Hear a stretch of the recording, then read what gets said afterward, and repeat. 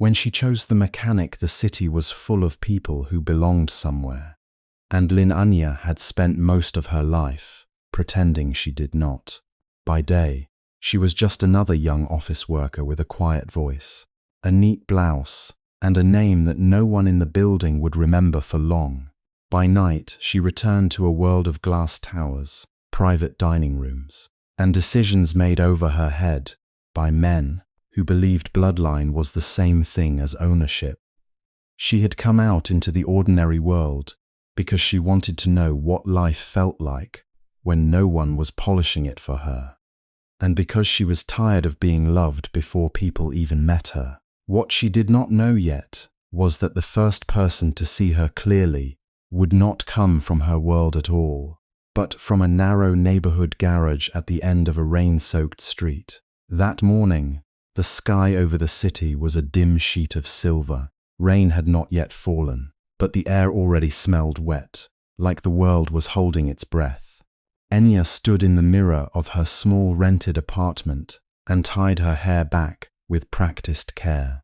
The blouse she wore was simple, the kind sold in every mall, and the black skirt was functional rather than elegant. She had chosen them herself when she first decided to disappear into an ordinary life. No jewelry, no obvious logo, no driver waiting downstairs, no household staff asking whether she wanted tea at 8 or coffee at 9. Only the faint, stubborn silence of freedom. Her phone buzzed on the table, a message from her assistant at the company, sent through a private channel she used only when necessary. "You have a board luncheon on Friday. Your grandfather asked if you will attend the family dinner tonight." Anya stared at the screen for a few seconds, then turned it off without replying. Her grandfather's dinner always meant the same thing, subtle reminders, dressed as concern, that she was expected to be ornamental, compliant, and grateful. Her uncle Lin Wenhai would sit at the head of the table with his measured, controlling smile. Her cousin Lin Zhenyu would say something sharp enough to draw blood while sounding affectionate, and Shen Rulan, immaculate and bright-eyed, would speak about status as if it were a natural law, the same way people spoke about gravity. Anya had spent 26 years breathing that air. She knew how to smile in rooms where every sentence was also a test. Today, she wanted none of it. She grabbed her work bag, took one last glance at her apartment, and left before she could hesitate. The office where she worked was not one her family controlled directly, which was part of the point. She had arranged the position under the name Lin An, a harmless variation that had passed through a chain of administrative approvals, with the help of an old family clerk who believed he was doing a favor for a young woman seeking independence. Her role was modest, vaguely administrative, mostly paper handling and internal coordination. Nothing glamorous, nothing that would attract attention, exactly what she needed. She liked the rhythm of ordinary life more than she had expected. The commuting crowds, the smell of instant coffee in the break room, the tired eyes of colleagues comparing cheap lunch options. People did not bow to her, and they did not fear disappointing her. They simply spoke to her as if she were a person with an average salary and limited time. It was such a small thing, and yet every day it made her chest feel strangely lighter. At noon, Ming Ji from the marketing department leaned over her desk with a paper cup in hand and a sympathetic smile. "You're working through lunch again?" Anya looked up from the documents she was arranging. "I'm almost done. You say that every day." He set a cup beside her anyway. "Drink something warm before you turn into an office ghost." She nearly smiled. Ming Ji was one of the few people here who seemed genuinely kind without trying to leverage it. He talked too much and noticed too much, but never in a way that felt invasive. Around him, she could almost forget how carefully she hid her life. "Thanks," she said quietly. "Rain's supposed to get heavier later," he added, glancing toward the window. "If you drive, leave early." She looked outside. The clouds had darkened, pressing low over the buildings. She had driven herself today in the old sedan she kept hidden in a public parking lot 2 blocks away. A car so plain it seemed almost invisible among the city's traffic.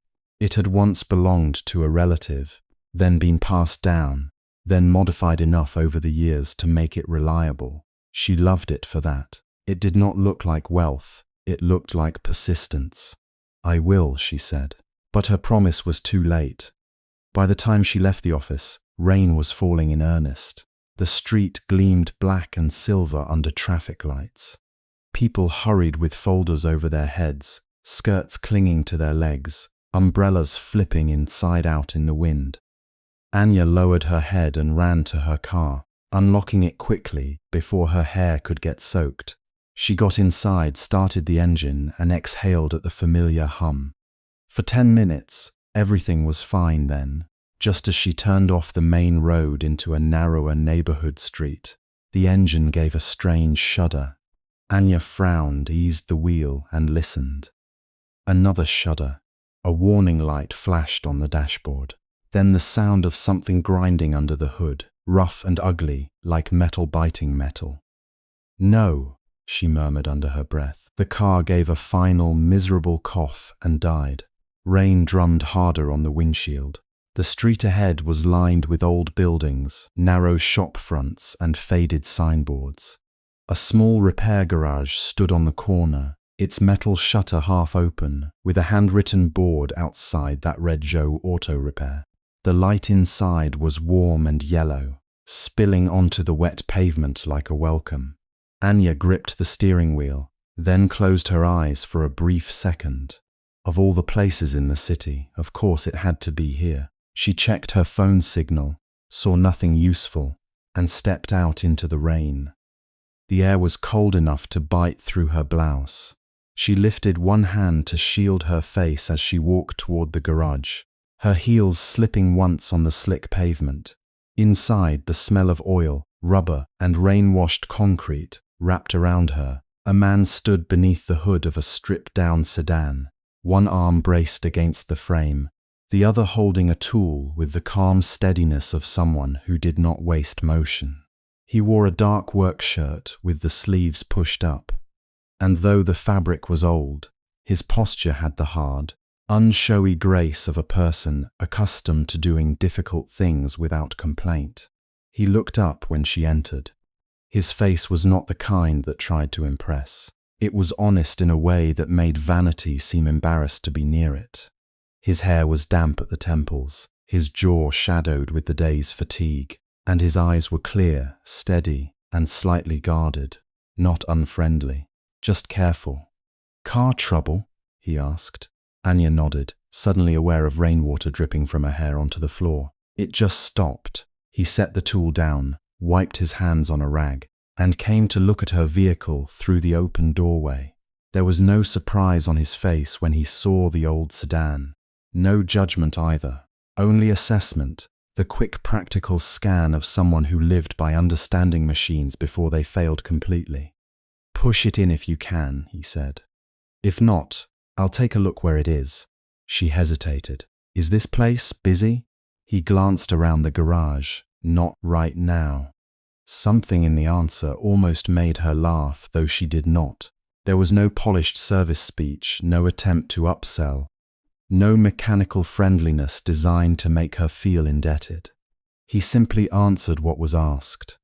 Anya stepped back outside, rain immediately soaking her sleeves, and together they pushed the car inside. He did most of the work without complaint, muscles tightening under wet fabric, boots sliding once against the floor before he steadied the vehicle. When they were done, she stood by the wall, hugging herself lightly. "How bad is it?" He lifted the hood, peered inside, and said after a moment, "Bad enough to be annoying, not bad enough to kill it." His tone was so matter-of-fact that she actually relaxed.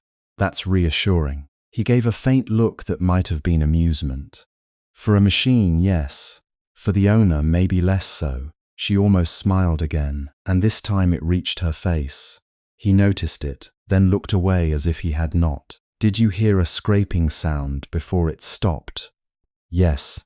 "Any warning lights?" "Yes." Then you probably shouldn't keep driving it until I check everything. Can you fix it? If the problem's what I think it is, yes. He reached for his flashlight. Give me a little time. Anya stayed because there was nowhere urgent to go, and because leaving would mean returning to the rain with no car and no plan. She sat on a narrow plastic chair near a rack of tires while he worked. The garage had a quiet kind of life. Tools hanging in neat rows, a radio playing low music from behind a cabinet, a young voice somewhere deeper inside calling for a wrench and not getting one immediately. It was not elegant, but it was real in a way her world rarely was. He moved with absorbed competence. Every few minutes he explained something in simple terms, not because she had asked, but because he seemed to think she should know what was happening to her own car. She realized, with an odd tightening in her chest, that no one had spoken to her this way in a long time. Not like an underling, not like a burden, not like a title with a face attached, just as a woman whose car had broken down in the rain. At one point she asked, "Do you always take in customers this late?" He didn't look up from the engine. "If they come, yes. You don't seem like the type who says no to people." This time he paused. "That depends on the person." "And what type am I?" He finally looked at her. Rainwater still darkening the ends of her hair, her sleeves damp, her expression careful in a way he might have mistaken for reserve. Someone in trouble. The answer was so simple it caught her off guard. Not rich, not suspicious, not annoying, not a girl who should know better than to drive an old car in a storm. Just someone in trouble. Anya lowered her gaze. For a moment she was dangerously aware of how little she had been allowed to feel that way before. In her family, trouble was strategy. Failure was scandal. Distress was weakness. Here, in this garage smelling of oil and rain, her inconvenience was not a moral judgment. The mechanic returned to his work. She watched his hands. There was grease under the nails, a faint scar across one knuckle, and the kind of steadiness that came from needing to keep going no matter what. She wondered, not for the first time since she had chosen this hidden life, what it cost a person to remain decent in a world that kept asking him to compromise. The rain thickened outside. Street sounds blurred into the backdrop. Time passed in small pieces. When he finally stepped back and started the engine, the car purred back to life with a reluctant but steady rumble. Anya let out a breath she hadn't realized she was holding. The relief surprised her so much that she almost laughed from it. "It's running," he said. "How much do I owe you?" He named a figure so low that she thought she had misheard him. "That's all. It's a simple fix." She looked at him, unable to hide her astonishment. "You could have charged more." He shrugged, as if the idea did not interest him. "Then it wouldn't be simple." Something warm and painful stirred in her chest. Not because he was poor, not because he was humble, but because he seemed incapable of turning honesty into performance. He did not try to make her feel grateful. He did not try to make himself look noble. He just was what he was. She reached into her wallet, took out more cash than he had asked for, and held it out. "Please take it." His eyes flicked to the bills, then back to her face. "That's too much. You saved me from being stranded in the rain. I fixed your car. That's my job." And there it was again, the dignity in his refusal, quiet and unshaken. She found herself thinking that perhaps this was what freedom felt like at the beginning. Not joy, exactly, not romance yet, not even safety. Only the shocking mercy of being treated as equal, in a place where no one knew who she was. He accepted only what he had asked for. She stood near the door while he wiped his hands and wrote a brief note about the repair. "If it acts up again, bring it back before it gets worse." "I will." He handed her the paper. Their fingers brushed for an instant, and the contact was so brief, so ordinary, that it somehow stayed with her more than anything dramatic could have. She tucked the receipt into her bag, then paused under the garage light. "Thank you," she said. He nodded once. "Drive carefully." The rain had softened to a steady mist by the time she got back into the car. She started the engine, feeling the familiar vibration under her hands, and looked at the garage through the wet window. He was already back, under another car, shoulders bent, attention gone entirely to the work in front of him. No curiosity, no suspicion, no effort to define her by anything other than the fact that she had arrived needing help. For the first time in her life, Lin Anya had been treated like an ordinary woman, and the strange thing was how deeply it moved her.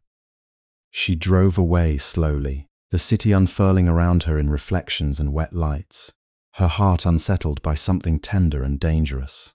She did not yet know the name of the man behind the garage, only that his voice had been calm, his hands skilled, and his eyes unbothered by her silence. She also did not know that the repair he had just finished would not be the end of his attention. Back in the garage, Zhou Yichen leaned closer to the car as the taillights disappeared into the rain. He ran a hand along the underside near the wheel assembly, then frowned slightly. Something about this old sedan did not add up. The modifications were too precise, too expensive beneath the surface, hidden where only someone who truly knew cars would bother to look. His fingers brushed a custom part he recognized at once, and his expression changed from casual focus to quiet surprise.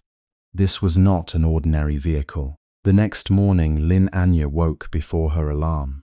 For a few seconds, she lay still beneath the plain grey blanket of her rented apartment, listening to the early city breathe outside the window.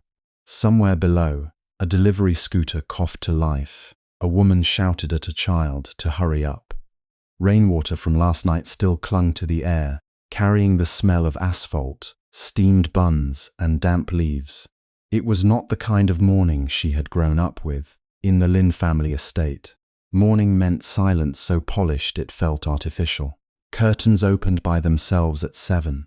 Coffee appeared without being requested. Chauffeurs waited in black suits beside cars that cost more than most homes. No one raised their voice. No one ran late. Even the birds outside seemed trained to sing at an appropriate volume. Here, everything was imperfect and alive.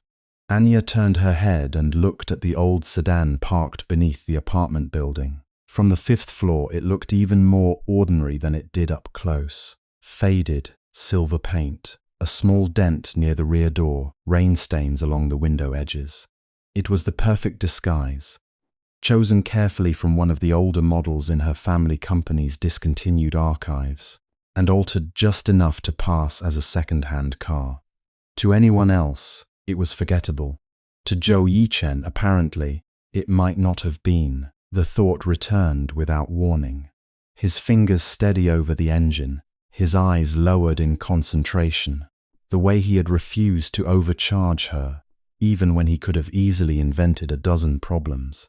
He had looked at her not as a client worth calculating, not as a woman to flatter, not as a Lin family daughter to please or fear. He had simply looked at her as someone standing in the rain with a broken car, and somehow that memory had followed her home. Anya sat up and pressed a hand to her chest, faintly annoyed with herself. She had met him once. Once he was a mechanic with oil on his sleeves and a quiet voice. She knew nothing about him except that he worked late, noticed small things, and smiled like someone who did not waste expressions. That should not have been enough to disturb her. But all morning, as she washed her face, tied her hair low, and changed into a simple blouse and dark trousers, she found herself inventing practical reasons to return to the garage. The steering wheel felt slightly loose. The brakes made an imaginary sound. The engine needed to be checked after the rain. The headlights were dim. By the time she reached for her bag, she had created so many excuses that she almost laughed. The sound surprised her in the quiet room. It had been a long time since she had laughed at herself without bitterness. At the office, the day moved slowly. Ming-ji, the colleague assigned to the desk beside hers, noticed before noon. Ming-ji was quick-eyed, warm-hearted, and far more perceptive than most people expected. She watched Anya enter data into the system, pause, delete it, then enter it again. Did someone scold you, Ming? Ji asked, lowering her voice. Anya blinked. No. Then did someone praise you? No. Mingji rested her chin on one hand. That's worse. You look like someone who can't decide whether to smile or be worried. Anya felt heat rise lightly behind her ears. Maybe I didn't sleep well. Mingji clearly did not believe her, but she was kind enough not to press. After a moment, she slid a candy across the desk. For low blood sugar or emotional instability, works for both. Anya looked at the small wrapped candy and smiled despite herself. Thank you. It was strange, she thought. How ordinary kindness arrived quietly. No announcement, no ceremony, no conditions attached. Just a candy pushed across a desk. By late afternoon, the sky had turned the pale blue-grey of washed porcelain. Anya finished her work, organized the files on her desk, and told herself she was only going to the garage because responsible car owners followed up after repairs. The lie was gentle enough to live with.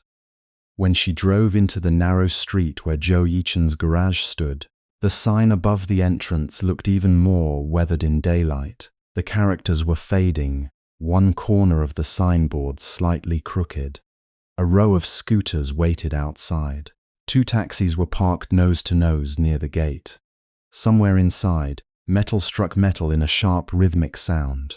Anya slowed the car and saw him before he saw her. Zhou Yichen was crouched beside a white van, sleeves rolled to his elbows, one hand holding a tool, the other braced against the concrete. There was a shallow cut across one knuckle, already darkened with dried blood. His hair was slightly messy, his expression focused. The afternoon light fell across his shoulders, outlining the quiet strength of someone used to solving problems with his hands.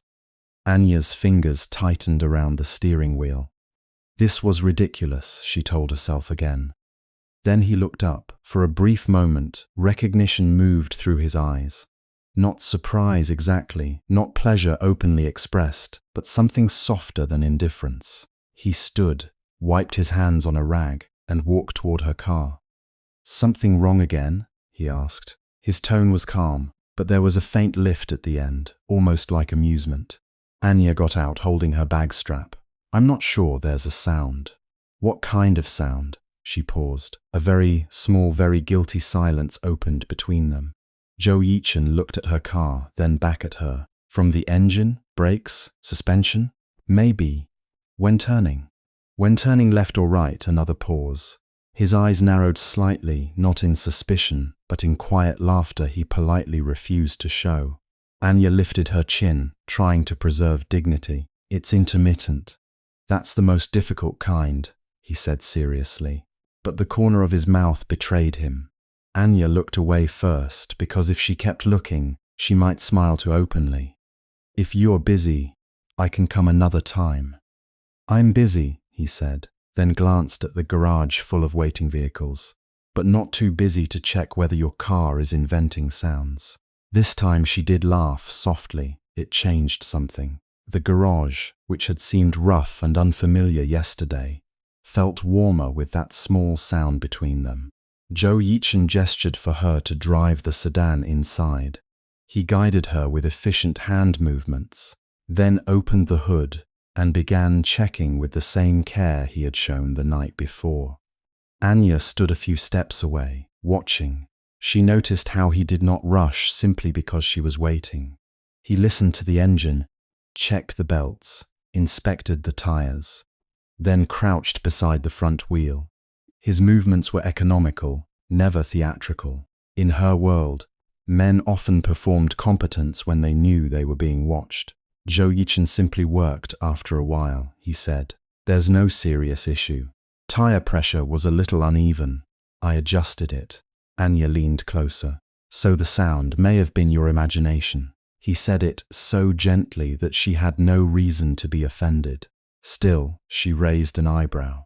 Mechanics are allowed to say that to customers, only when the customer looks like she already knows. She should have denied it. Instead, she lowered her eyes and smiled. Zhou Yichen replaced the cap on the tire valve. You drive carefully, that's good. But you're too tense with the car. With the car? You hold the steering wheel like it might accuse you of something. Anya froze for half a second. The sentence was too casual to be dangerous, yet too accurate to ignore. Her whole life, she had held everything that way. Cars, family dinners, contracts, her own name. She looked at him, wondering how a man who knew nothing about her could touch the edge of truth so easily. I'm not very experienced, she said. In driving, in many things. Zhou Yichen did not laugh. He only nodded as though that answer deserved respect. Then learn slowly. No one is born knowing how to drive through traffic. From the office corner of the garage, a young apprentice shouted it. Brother Chen. Supplier called again. They said if we don't settle the last payment, they won't send the parts tomorrow. The air shifted. Zhou Yichen's expression did not change much, but something in his jaw tightened. He stood and wiped his hands again, the rag already stained beyond saving. Tell them I'll call back in 10 minutes. The apprentice hesitated. They said 10 minutes yesterday too. Zhou Yichen glanced over. The young man immediately disappeared behind a stack of tires. Anya pretended not to have heard, but the words remained. Last payment, parts supplier, the fragile daily arithmetic of a small garage. A delayed invoice could mean a lost customer. A lost customer could mean rent unpaid, and unpaid rent could mean the end of everything. In her family's company, numbers like that were rounded away in reports. Here they had weight. They entered a man's shoulders and stayed there. She opened her mouth before thinking. If it's because of my car yesterday, I can pay more. It was late and you spent a lot of time. Zhou Yichen looked at her. The warmth did not disappear from his face, but it stepped back. You already paid. I know, but no. His voice remained quiet. A price is a price. Anya felt the refusal land with unexpected force. She was used to people accepting money from her family in all its forms.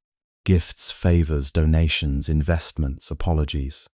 Money could open locked doors and close inconvenient mouths. It could soften anger, purchase loyalty, postpone consequences. But Zhou Yichen said no, as if it were the simplest thing in the world. She should have admired him only from a distance. Instead, admiration moved closer, becoming something personal and unsettling. I didn't mean to offend you, she said. I know. His expression eased a little. But if I charge you more because you look kind, that's not honesty. If I accept more because I look poor, that's not dignity. The words were not grand. He did not say them like a lecture. He said them while putting tools back into a metal box, as if dignity were not an idea to display but a habit to live by. Anya stood there, unable to answer for a moment. In the Lin family, dignity was polished into reputation. It wore tailored suits and sat at the head of conference tables. It was defended by lawyers, public relations teams, and carefully worded statements. But here, dignity had grease under its fingernails and refused an extra payment it badly needed. She looked at the shallow cut on his knuckle again. You're hurt, she said. Zhou Yichen followed her gaze. Small scratch. It's bleeding. It stopped. That doesn't mean it's clean. He seemed faintly amused again. Do you always worry this much about strangers? No, she said. Before she could stop herself, the answer was too honest. Zhou Yichen's hand paused over the toolbox. For a second, neither of them spoke. A scooter rattled past outside. Somewhere in the garage, the radio played an old love song distorted by static. The world did not stop, but something inside Anya did. A small door opening in a place she had thought carefully sealed. Then Zhou Yichen looked away first, perhaps out of kindness. There's a first aid box in the office, he said. If you know how to use it, I won't refuse free medical service.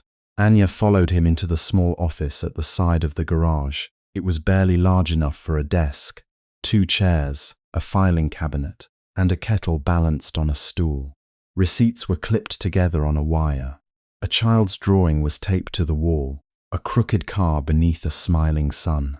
Beside the drawing was a school schedule with notes written in neat handwriting. Anya noticed the name at the top, Zhou Xiaoyu. My sister, Zhou Yichen said, seeing where she looked.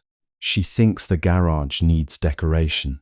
She's right. She also thinks I need to drink less instant coffee, earn more money, and smile at customers so they don't think I'm secretly angry. Anya opened the first aid box.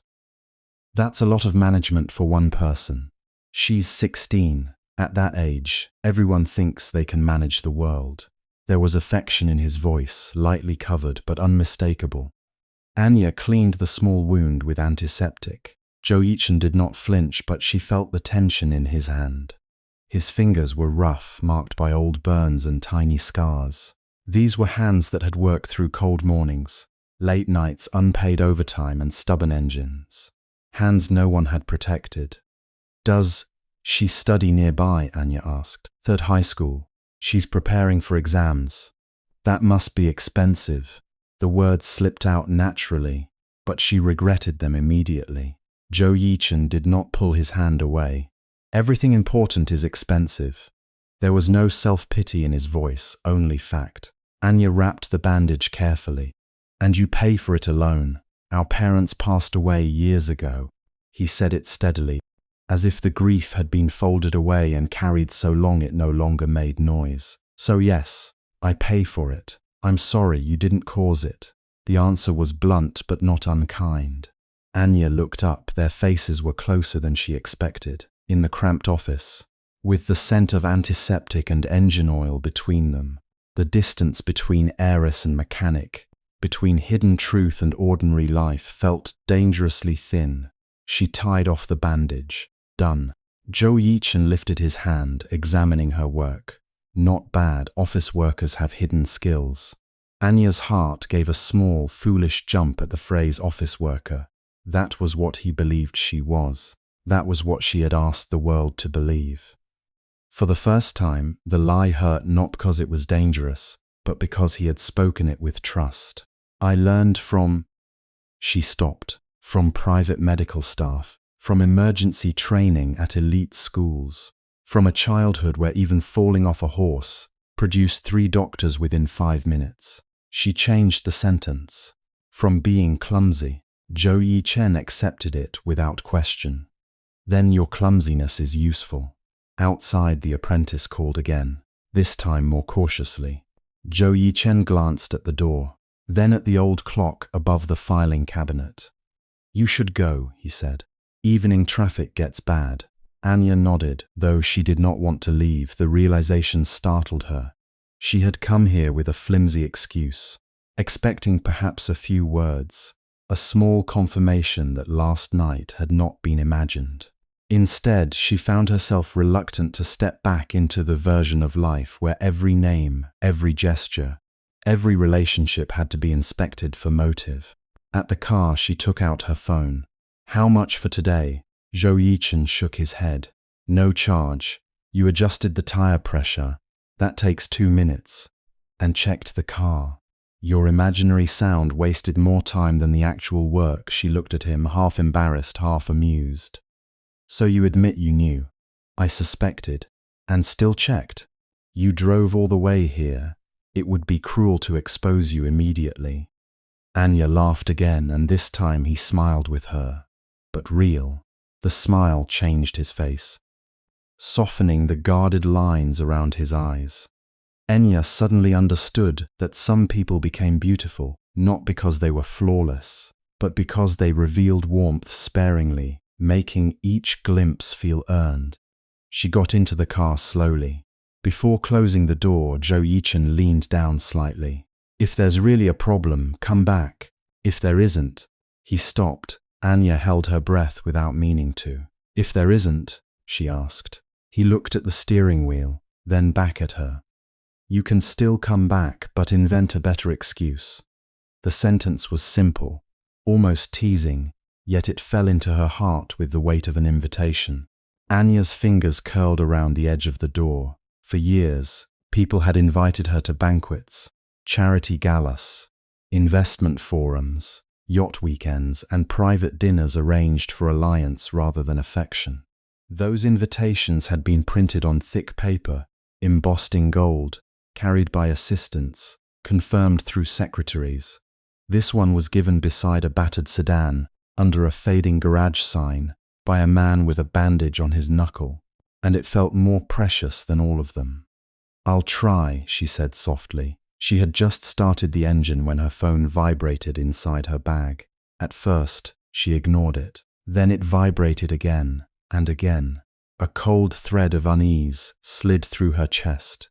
She took the phone out and saw 3 missed calls from an unregistered number she recognized anyway. The Lin family's internal office line. Not her father's direct number. Not yet, but close enough to mean someone had noticed something. A message appeared. "Miss Lin, the documents you left in the West Tower archive must be signed before tonight's board review. Driver he is nearby and will deliver them to you for confirmation." Anya's blood seemed to still. Driver he nearby. She looked toward the street entrance. At that exact moment, a long black luxury sedan turned slowly into the narrow road outside the garage. Its polished body reflected the crooked shop signs, the puddles, the taxis, the workers in oil-stained uniforms. It did not belong there.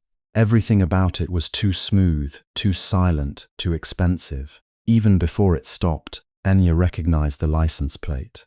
The Lin family crest was discreetly marked near the rear window, almost invisible unless one knew where to look. Anya knew. Her hand tightened around the phone. Zhou Yichen, standing beside her open window, followed her gaze. His eyes moved from the black sedan to her face. The driver stepped out in a dark suit, holding a leather document folder embossed with the Lin Group emblem. Miss Lin Anya's heart slammed once, hard. Before the driver could finish, before Zhou Yichen could fully toward him, before the simple afternoon shattered into questions she was not ready to answer, Anya pushed open the car door and stepped between them with a smile that felt like it might break. "Wrong person," she said quickly, her voice too bright in the sudden silence. But the driver's startled eyes had already betrayed recognition, and Zhou Yichen had already noticed. The silence after the driver spoke was not the kind that ended a moment. It was the kind that split it open. Anya stood between the black sedan and Zhou Yichen, like a thin, trembling line drawn across 2 worlds. One side gleamed with polished paint, leather folders, and the discreet cruelty of recognition. The other smelled of engine oil, warm metal, and the stubborn honesty of a garage that had never once cared who she was supposed to be. Her smile remained on her face for half a second too long, the kind of smile that existed only because panic needed somewhere to go. "You have the wrong person," she repeated, softer this time, as if saying it gently might make it true. The driver hesitated. He had already seen enough to know he had not made a mistake, but he also understood something else. The woman in front of him did not want this conversation to happen here, not in front of the mechanic whose expression had gone still and unreadable. Zhou Yichen's eyes moved over her once, slow and precise, not suspicious, exactly, worse than that. He was trying to decide whether to trust what he was seeing. Anya hated that she could feel it in the way his shoulders tightened. Then the driver lowered his head with the measured politeness of someone trained to recognize defeat before it became public. "I'll leave the folder here," he said. "If you need anything, miss, please." Anya interrupted, too quickly. The word was sharp enough to stop him. He set the folder on the passenger seat, gave one final glance at Zhou Yichen, and returned to the sedan. The door shut with a quiet click that sounded, to Anya, like a lock turning somewhere deep inside her chest. The car pulled away. Neither of them spoke for a moment. The street noise returned slowly, as if the city had been holding its breath and only now remembered to live again. A scooter passed. Someone called out from a nearby storefront. A line of water slid from the edge of the awning and dropped into a puddle with tiny, patient sounds. Zhou Yichen finally looked at her. "Wrong person?" he asked. Anya wanted to answer quickly, casually, with the same easy confidence she used at work, when a manager asked why she was late, or why she had missed a report.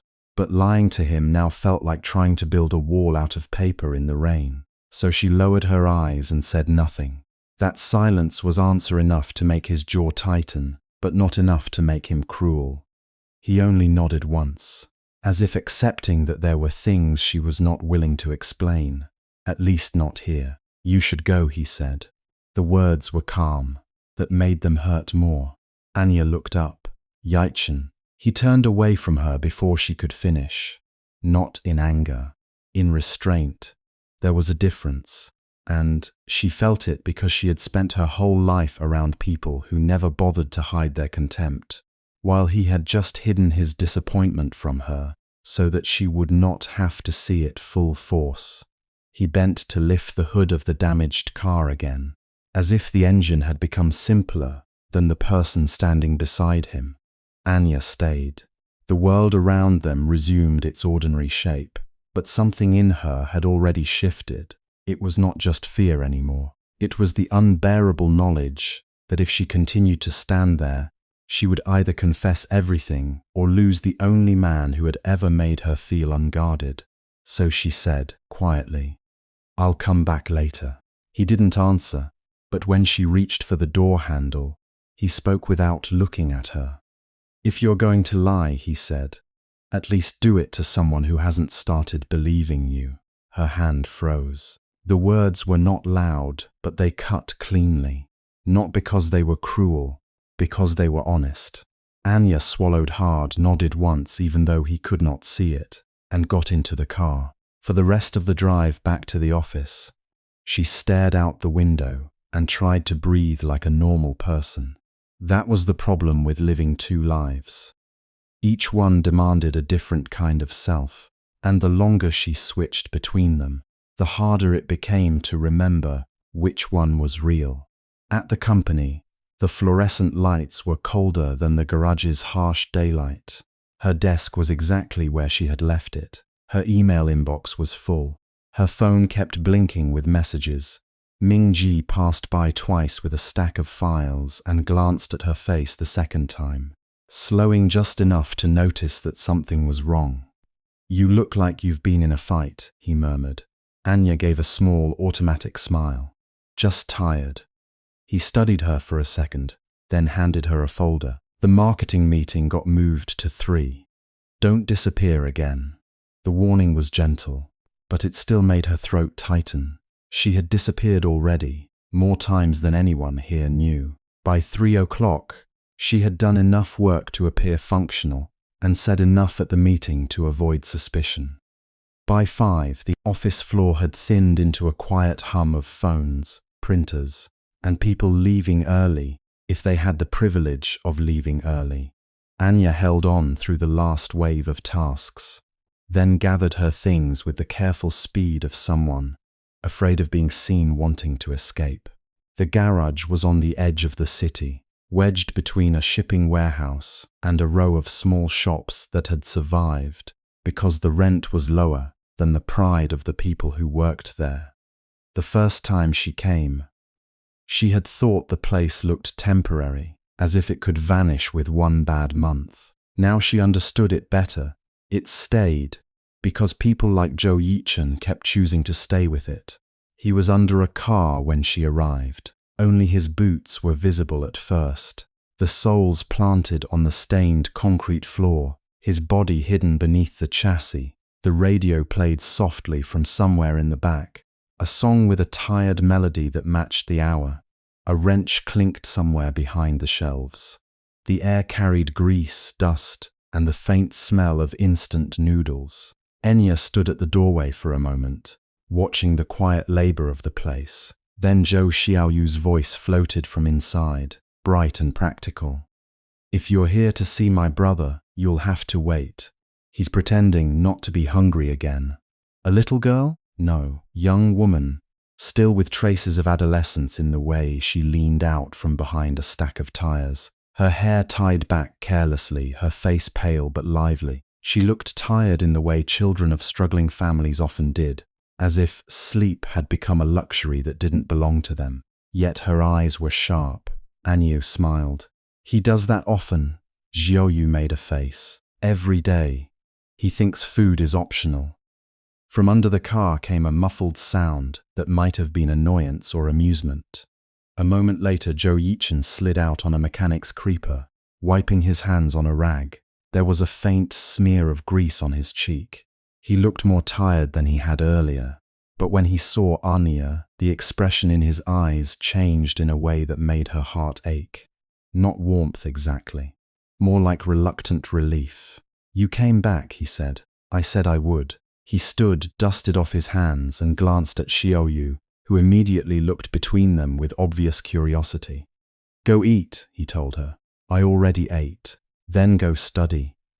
Xiaoyu groaned as if he had sentenced her to prison and disappeared into the back room anyway, muttering something about oppressive older brothers. Anya hid a smile. Zhou Yichen noticed it. That seemed to ease something in him. He led her to a small plastic stool near the service counter, away from the main work area. It was not comfortable, but neither was the old wooden chair he offered her last time, and that somehow made it feel kinder. On the counter sat 2 paper cups of tea already cooling. "You always have tea ready?" she asked. "No." He handed her one. "Only when someone comes who drinks it properly." She accepted the cup with both hands. "And how do I drink it properly?" "Slowly." That made her laugh before she could stop herself. He watched her for a second, then leaned against the counter with his arms folded. The garage was quieter now, the last customer having left, and the workday easing into its worn evening rhythm. The light outside had begun to dim, turning the windows grey and the reflections in the glass soft and blurred. "You're not from around here," he said at last. Anya looked down at her tea. "What makes you say that?" "Everything." His answer was blunt but not unkind. "The way you stand. The way you look at broken things like you're asking permission to touch them. The way you keep trying to apologize before anyone's even accused you of anything." She should have been careful. She should have turned the conversation away. Instead, she found herself asking, "Is that bad?" He considered it. No. The simplicity of that answer landed deeper than praise would have. He took a breath, then, as if deciding something, added, "You're also too quiet for someone who works in an office." Anya smiled faintly. "Maybe I'm not very good at office life." His mouth twitched. "Then why do you stay?" The question was small, but it opened something inside her. She thought of the office building, all glass and clean lines, full of people who spoke about growth and targets and synergy, as if life could be reduced to charts. She thought of the house she did not return to, the family dinners with too much food and too little honesty. The inherited future pressed neatly into her hands like a contract she had never signed. "I wanted to see what it feels like," she said carefully, "to belong to my own life." He looked at her for a long time after that. Then he nodded once, as if he understood more than she had said. Xiaoyu returned with a small box of noodles and a lecture about how her brother would probably forget to eat again. She set the box in front of him with no ceremony, then glanced at Anya and asked, "Are you his friend now?" Anya and Zhou Yichen answered at the same time. "I think so. We'll see." That startled a laugh out of Xiaoyu. Even Zhou Yichen looked briefly surprised, then embarrassed in a way that softened his face. Anya watched him tear open the chopsticks, split the noodles in half, and pass one portion to his sister before taking the other. It was such a simple act. It should not have felt sacred. Yet it did. The way he gave first, as if his own hunger was an inconvenience he had learned to ignore, moved something in her that she had never been taught to name. She asked about the garage, about how long he had worked there, about whether he had ever thought of opening his own place. He answered each question without showing off, as if dreams were private things that needed proof before they could be spoken aloud. "Someday," he said, pushing a noodle into his mouth, and then speaking around the bite with dry practicality, "I want a proper shop, not this borrowed space. A clean sign, real lifts. Enough room to keep parts organized instead of stacked like a gamble." Anya listened. He scratched lightly at the side of his neck, suddenly less certain. It's not a big dream. It is if you have to build it from nothing, she said. That made him look at her again, more directly this time. Something in his face softened, not fully, not all at once, but enough that she could feel trust beginning to take shape between them, like warmth under cold water. After Zhou Yu went back to her homework, the garage grew even quieter. The night outside had deepened. A passing tram cast brief gold across the windows, then vanished. Anya found herself telling him, in fragments, about her office job, the monotony of printouts and meetings, the way everyone smiled when they wanted something, and watched her when they thought she wasn't useful. She did not tell him the truth, not yet, but she told enough to make the lies feel heavier. He listened without interrupting. At one point he said, "You look different when you talk about being tired, less like you're trying to endure it alone." The sentence nearly undid her. She lowered her gaze to the teacup in her hands, suddenly grateful for the heat. Maybe because I'm not alone here. The silence that followed was not awkward. It was dangerous in the quiet, intimate way of things that are becoming important before either person is ready to admit it. Then his phone rang. He answered it with a quick, "Yeah," and the expression on his face changed almost immediately. The call was short, not enough for Anya to hear the words clearly, but enough to see the tension gather between his brows. When he ended the call, he set the phone down slower than before. "What happened?" she asked. He hesitated. "Parts supplier delayed again." Anya frowned again. He gave a short, humorless laugh. "Kin manager says the shipment is under review. That usually means someone up the chain wants me desperate enough to accept worst terms." There it was again. That pressure she had begun to sense around him. Invisible but relentless. Not just poverty, not just hard work. A system with hands in every pocket, testing how much a man could carry before his spine gave out. "Can they do that?" she asked, anger sharpening her voice before she could soften it. "They can try." The answer was quiet, but she heard the weariness beneath it. Not defeat, something more painful. Familiarity. He picked up a rag, folded it once, then again. "It's fine." "No, it isn't." He looked up. Surprised by her tone, she immediately regretted sounding too strong, too openly protective, but his eyes, instead of closing, stayed on hers. "I know," he said after a moment. "That's why I'm still standing." Something in her chest ached. The garage door rattled then, a sound too abrupt to belong to the calm evening. Both of them turned. A woman stepped inside, wearing a neat corporate coat and carrying a handbag that looked far too expensive for the district. She was not dressed like someone who had come for car trouble. Her expression sharpened as soon as she saw Anya sitting there. Anya's blood went cold. The woman's gaze moved from her face to the stool, to the teacup, to Zhou Yichen, and then back again with the quick, assessing focus of someone who had just found a thread where she expected a wall. "Miss Lin," she said uncertainly, already taking a step forward. "What are you doing here?" It was one of the company assistants from the executive floor, a woman who had seen Anya in meetings, in hallways, carrying folders and coffee and silence, not close enough to know her secrets, close enough to recognize her. Anya's hand tightened around the cup. Zhou Yichen straightened slowly beside the counter. The assistant's eyes narrowed, flicking between them, as if trying to fit the scene into a story that made sense. "I've been calling you," she said carefully. "Why didn't you answer? And why are you here, of all places?" The assistant's question hung in the air like a warning. Anya did not move at first. The workshop seemed to shrink around her, its oil smell and iron dust suddenly too sharp, too intimate. As if the room itself had noticed she did not belong.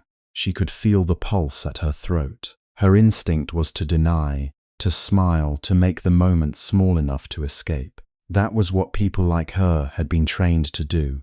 Smooth every edge, erase every inconvenience, protect the shape of the room before it cracked. But Zhou Yichen was standing there, quiet and alert. and the stillness in his face made her feel more exposed than if he had asked her point-blank who she was. Before she could answer, the assistant let out a short breath, half relieved and half annoyed. "The finance department has been trying to reach you for an hour," she said, as if that explained everything. "There's an issue in the afternoon client review, and the director is asking why you're here in a place like this." A place like this. The words landed with a dull, ugly force. Anya hated them on instinct, hated the way they made a workshop sound like a stain, hated the way they turned a man who repaired engines into an afterthought. Her gaze shifted briefly to the mechanic's hands, clean now, but still marked by work. Strong hands, honest hands. The kind that knew exactly what labor cost. When she looked back at the assistant, her voice was calm enough to be dangerous. "I'm here because my car broke down."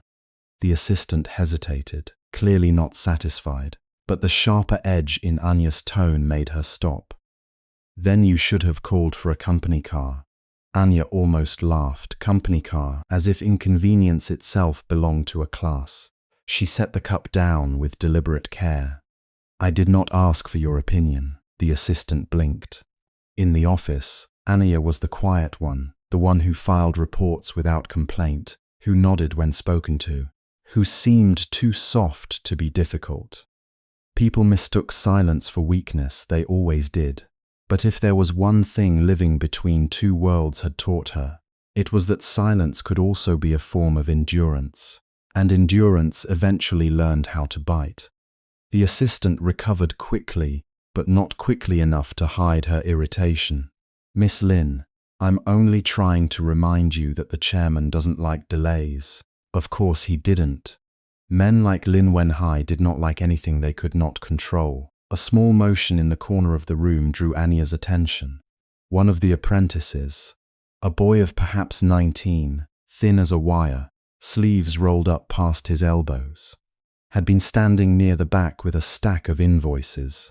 He had frozen the moment the assistant walked in, his face pale in a way that was not fear alone. It was the look of someone who had already been judged before he had the chance to speak. The assistant turned, following Anya's glance, and the boy immediately lowered his eyes. "What are you staring at?" she snapped at him. "Isn't there work to do?" The boy flinched. It was so small. That flinch, almost nothing. But something inside Anya tightened violently, as if a hidden thread had been yanked taut. She saw the scene in a dozen offices she had passed through in her life. Senior people speaking carelessly, junior staff shrinking, everyone pretending not to notice, because power always called humiliation efficiency. "Don't speak to him like that," Anya said. The assistant stared. "What? He is working," Anya said, her tone even, but there was no softness left in it. "If there's a problem, speak directly and properly." A silence followed. The boy looked up in disbelief. Zhou Yichen, who had been silent through all of it, leaned one shoulder against the counter and watched Anya with an expression she could not immediately read. Not surprise, not amusement, something more thoughtful, as if he had just discovered a hidden line in a person he thought he knew. The assistant's face tightened. "Miss Lin, this isn't your issue." "Then it became my issue when you decided to embarrass him in front of me." The assistant drew herself up. "He made a mistake in the inventory count. If we are short on parts, the clients will complain. I'm only holding him accountable." Accountable. Anya looked at the boy again. She could see at once what kind of apology he had not yet managed to say. The cheap uniform, the tiredness in his shoulders, the clumsy way he was trying to hold a clipboard with hands that had already been made rough by life. He was probably paying bills for someone else, probably standing between one mistake and disaster, with no safety net at all. "Is that true?" she asked him gently. The boy opened his mouth, then shut it. I wrote the wrong code on 2 items, but I already told Mr. Zhou I can fix it after closing." The assistant lifted her chin. "It affects the compliance report. This is not a matter of fixing it later." Anya turned back to her. Then help him fix it now, instead of making a performance out of his mistake. That finally cracked the assistant's professional mask. Miss Lin, you are speaking as if you work here every day. Anya almost answered too honestly. Because I do. Because I know what it feels like to be watched for every small flaw. Because I know what it means to have your entire worth reduced to whether you embarrass someone above you. Because people like you only behave well when there is a camera. Instead, she said, maybe that is because I know what a workplace should look like. It was not enough to silence the assistant, but it was enough to make her withdraw. Lips pressed thin, gaze sharp with offended disbelief. The girl took a breath as if preparing another remark, then seemed to notice Zhou Yichen's expression at last. He had not spoken, but his silence carried weight. It was the sort of silence that made it clear he had already decided where he stood. The assistant's eyes flickered between them one more time. A realization, perhaps, crossed her face. She had misread the entire situation, and in doing so, had stepped onto unstable ground. I'll send the revised figures by email, she said stiffly. Miss Lin, please return to the office as soon as possible. Then she turned and left. The workshop resumed its ordinary noises after she was gone. The faint ringing of tools, the far-off hum of a compressor, the boy exhaling shakily, as if he had been holding his breath for several minutes. Anya's own pulse slowed, though not enough to erase the heat in her chest. The boy bowed his head quickly toward her. Thank you, he said. He sounded embarrassed by his own gratitude, which somehow made it worse. Anya gave him a small nod. Don't let people treat you as if your work is invisible. His eyes widened, then became wet with something he seemed to fight back. Immediately, he muttered another thank you, and hurried off with the invoices. Zhou Yichen watched the retreating boy for a second, then looked at Anya. You didn't have to do that. She knew what he meant. She had just made herself visible in a way she had spent years avoiding. I know, she said. He studied her face, as if trying to determine whether she was angry or tired, or both. You really dislike that kind of behavior. Anya gave a small, humorless smile. I grew up around it. He did not ask what that meant. That was one of the reasons she was beginning to trust him without permission. He did not pry into wounds just because he noticed them. He gave pain space to remain private. But the afternoon had already taken something out of her.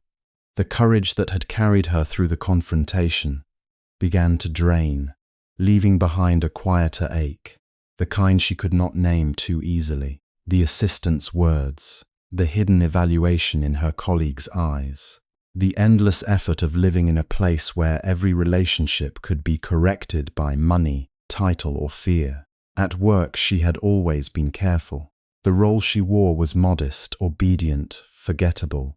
Yet even there, she felt the distance between herself and others, an invisible wall built from habits, assumptions, and class language that people repeated without noticing. Here, in this small garage, she had spoken more honestly than she had in months. And that honesty had cost her something fragile, the illusion that she could keep everything separate forever. She left not long after. The assistant had gone. The report issue had been resolved, and the sun was beginning to slide lower over the district, turning the edges of the street gold and tired. Anya stood outside the garage for a moment, with her bag over one shoulder, uncertain whether she should go back to the office or disappear entirely. She chose the office. That was what she always chose. Duty, then silence, then the long private ache of pretending. But the car would not cooperate. It started once, coughed, and died again in the middle of the street, as if mocking her for believing in forward motion. She closed her eyes and gripped the steering wheel harder than necessary. Of course it would fail now. After the emotional ruin of the day, after she had already spent too much of herself. She sat there for a moment, listening to the sudden quiet around her. The city moved on without her. Motorbikes passed. Someone laughed somewhere nearby. A child called out life, in all its ordinary cruelty, continued. Then a knock sounded on the window. She turned. Zhou Yichen stood outside with one hand on the roof of her car, his expression unreadable in the dimming light. He must have noticed the engine failure from the garage. Of course he had. Men like him heard machines the way other people heard speech. Again? He asked. Anya pressed the button and lowered the window a little. It appears so. His mouth twitched, almost a smile. You have bad luck. I'm beginning to suspect the car has a personal grudge. That made him laugh. Low and brief, the sound so unexpectedly warm that it loosened something inside her chest. He gestured toward the hood. Open it, let me see. I can call a tow, and… He glanced at the sky. You look like you've already had enough of today. The sentence was casual, too casual, yet it landed with uncommon gentleness. She should have refused. She should have insisted on handling it the expensive way, the clean way, the way someone with her background was supposed to. Instead, she stepped out of the car and let him work. He bent over the engine with the same focused ease she had seen in the garage, tracing problems by sight and instinct. The setting sun turned his profile soft around the edges, but there was nothing soft about the concentration in his eyes. He asked her to hand him a wrench, then a cloth, then another tool, and she obeyed without thinking. There was something strangely intimate about being useful to him, about standing beside him while he solved a problem no executive meeting could have fixed. After a while he found the issue, tightened something, tested the ignition, and the car finally woke with a rough, obedient growl. Anya let out a breath she had not realized she was holding. There, he said, wiping his hands on a rag. This one should last a while. Should, he looked at her, deadpan. Do not become emotionally attached to it. A laugh slipped out of her before she could stop it. It was small and surprised, but real. For 1 second the day did not feel so heavy. Then silence returned, gentler this time. He stood beside the open hood, not looking at the car anymore. You were angry today, he said. Anya's fingers tightened around her bag strap. Was I that obvious? To me, yes. She turned her face slightly away, pretending to check the street. I don't like people talking down to others, I noticed. The answer was simple, but there was something in his tone that made her look at him again. He was not smiling now, he was watching her, with the same patient attention he gave broken engines, as if waiting for her to reveal which part was damaged. Why? He asked. She knew he meant it gently. That was what made it harder. Why? Because she had spent her life in rooms where a person's value could be reduced to the elegance of their surname. Because she had watched the wealthy smile at the poor, as if generosity were a performance. Because she had seen her family use gratitude like a leash. Because she was tired, so deeply tired, of being surrounded by people who measured others by what they could extract. Instead of all that, she said the one honest thing she could manage. Because it reminds me of how easy it is for people to forget that everyone is trying. His gaze softened. The dusk had settled enough, now that the streetlights were beginning to come on, one by one in a quiet line. Their light touched the side of her face, then slipped away for a moment. She felt as if she were standing at the edge of a confession. Zhou Yichen did not ask more. He only leaned back against the car and said, "You seem tired a lot." It was not an accusation. It was not even pity. That was why it hurt. Anya laughed under her breath, but there was no amusement in it. Maybe I am. She had meant to sound light. Instead, the words came out with the weight of something she had been carrying too long. She looked away quickly, but not quickly enough. He had seen the crack, and now, because he was who he was, he did not pretend not to. He did not reach for her. He did not make the moment smaller. He simply said, after a pause, "You don't have to always look like you're fine." That undid her more than if he had asked for her secrets. Her throat tightened. She felt the sting of emotion rise without warning. sudden and embarrassing, like water forced through a dam that had already cracked internally. She turned her head further, pretending to adjust her seatbelt, blinking hard. Once, twice. He noticed anyway. Not the tears exactly. The effort. His voice dropped even lower. Were you crying just now? No. He did not challenge her. He just looked at her with that steady, maddening gentleness. Anya gave a tiny exhale that was almost a surrender. I don't cry. The corner of his mouth lifted, but only faintly, with no mockery in it. That's what people say right before they do. For a second, the silence between them felt alive. Then her phone rang. The sound broke the spell. She answered automatically, one hand still on the car door, and her expression changed the moment she heard the voice on the other end. The office, another crisis, a request that sounded like an order. Anya closed her eyes briefly, then said she would come back. When she hung up, the softness that had begun to gather around her face had already withdrawn into discipline. Zhou Yichen saw the shift. He saw everything. That was the problem. You should go, he said. She looked at him. You're not even going to ask if it's important. If it wasn't, you wouldn't look like that. She wanted to thank him. She wanted to say something honest and warm and impossible. Instead, she nodded, got into the car, and drove away with the strange feeling that she had left part of herself standing beside the open hood.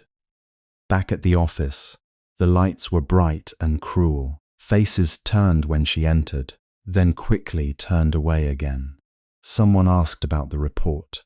Someone else pretended not to notice her lateness. The assistant from earlier avoided her eyes. Anya sat at her desk and worked through the remaining files with a focus that bordered on punishment. She was good at that, good at making herself into a tool, good at being efficient enough that no one asked why her hands trembled only when she stopped moving. It was late by the time she finally left again. The garage district was nearly quiet when she returned to retrieve something she had left in the car earlier. Zhou Yichen was inside, packing up. The boy from earlier had already gone. The place smelled of oil and metal, and the lingering heat of the day. I forgot my document bag, she said. He pointed toward the front seat of the car. I put it there. She thanked him and opened the door. The bag was where he said it would be, tucked neatly under the seat. She reached for it, then hesitated when something else caught her eye. A folded sheet of paper slipped partly beneath the passenger mat, edges bent from being stepped on. Anya frowned and pulled it free. It was not hers. At first glance it looked like a transport record or a service transfer note. Then she saw the header and felt the air in her chest go thin. The name printed at the top was not familiar in itself, but the company's seal beneath it was. Not fully visible, but enough. Enough to make her skin go cold. A document tied to the Lin family automobile empire. And written beside it, in sharp black type, was a name she knew too well from boardroom conversations and family warnings.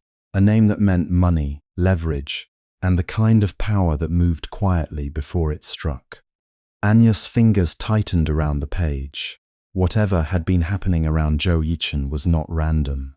And now, standing in the dim garage light with that paper in her hand, she understood, with a sudden sinking clarity, that someone had already begun to circle his life.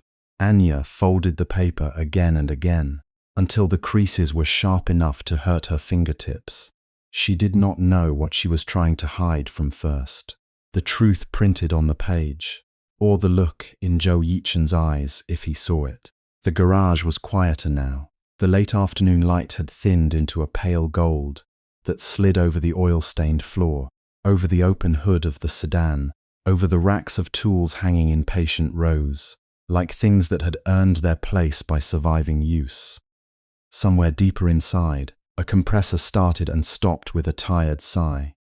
The place smelled of metal, rubber, and a kind of living honesty that made every secret feel louder.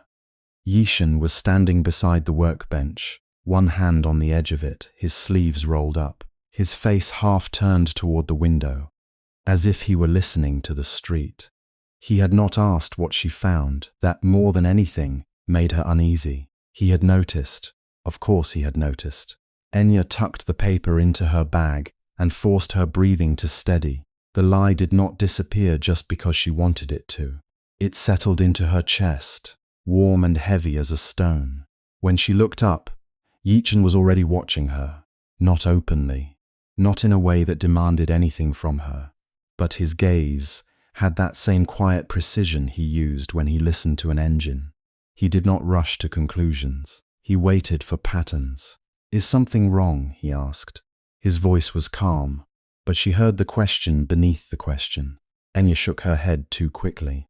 "No, just a delivery notice. I thought it was mine." Yichen gave a faint nod, accepting the answer without pretending he believed it fully. Then he reached for the wrench beside him and laid it down in deliberate silence. "Come here," he said. She should have felt alarm.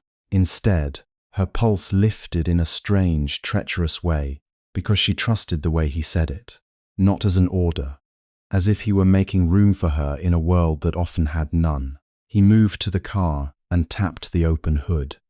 "Since you keep showing up here and pretending to know less than you do, I want to ask you something." Anya felt the small trap in the gentleness of his tone. What kind of question? The practical kind. His mouth curved slightly, not quite a smile. The kind people who want to understand cars should be able to answer. She folded her arms to cover the nervousness in her hands. "You're testing me? I'm listening." The oil-streaked-on sunlight touched the side of his jaw, and for a moment he looked younger than she had ever seen him, and more tired too, as if he had spent too long carrying a suspicion he did not want to name. "Fine," Anya said softly. "Ask." He leaned one shoulder against the car. "What would you check first if a car stalls after starting fine in the morning, but struggles when it's hot?" She blinked. That was not a rich girl question. It was a real one. The sort of thing you learned only from being around broken things long enough to understand how they failed, she answered carefully. "Fuel vapor lock, maybe. Or the ignition coil if the heat makes it unstable. Could also be an old battery that weakens when the engine compartment gets too warm." He watched her face as she spoke, as if every word mattered not for correctness, but for the way she formed it.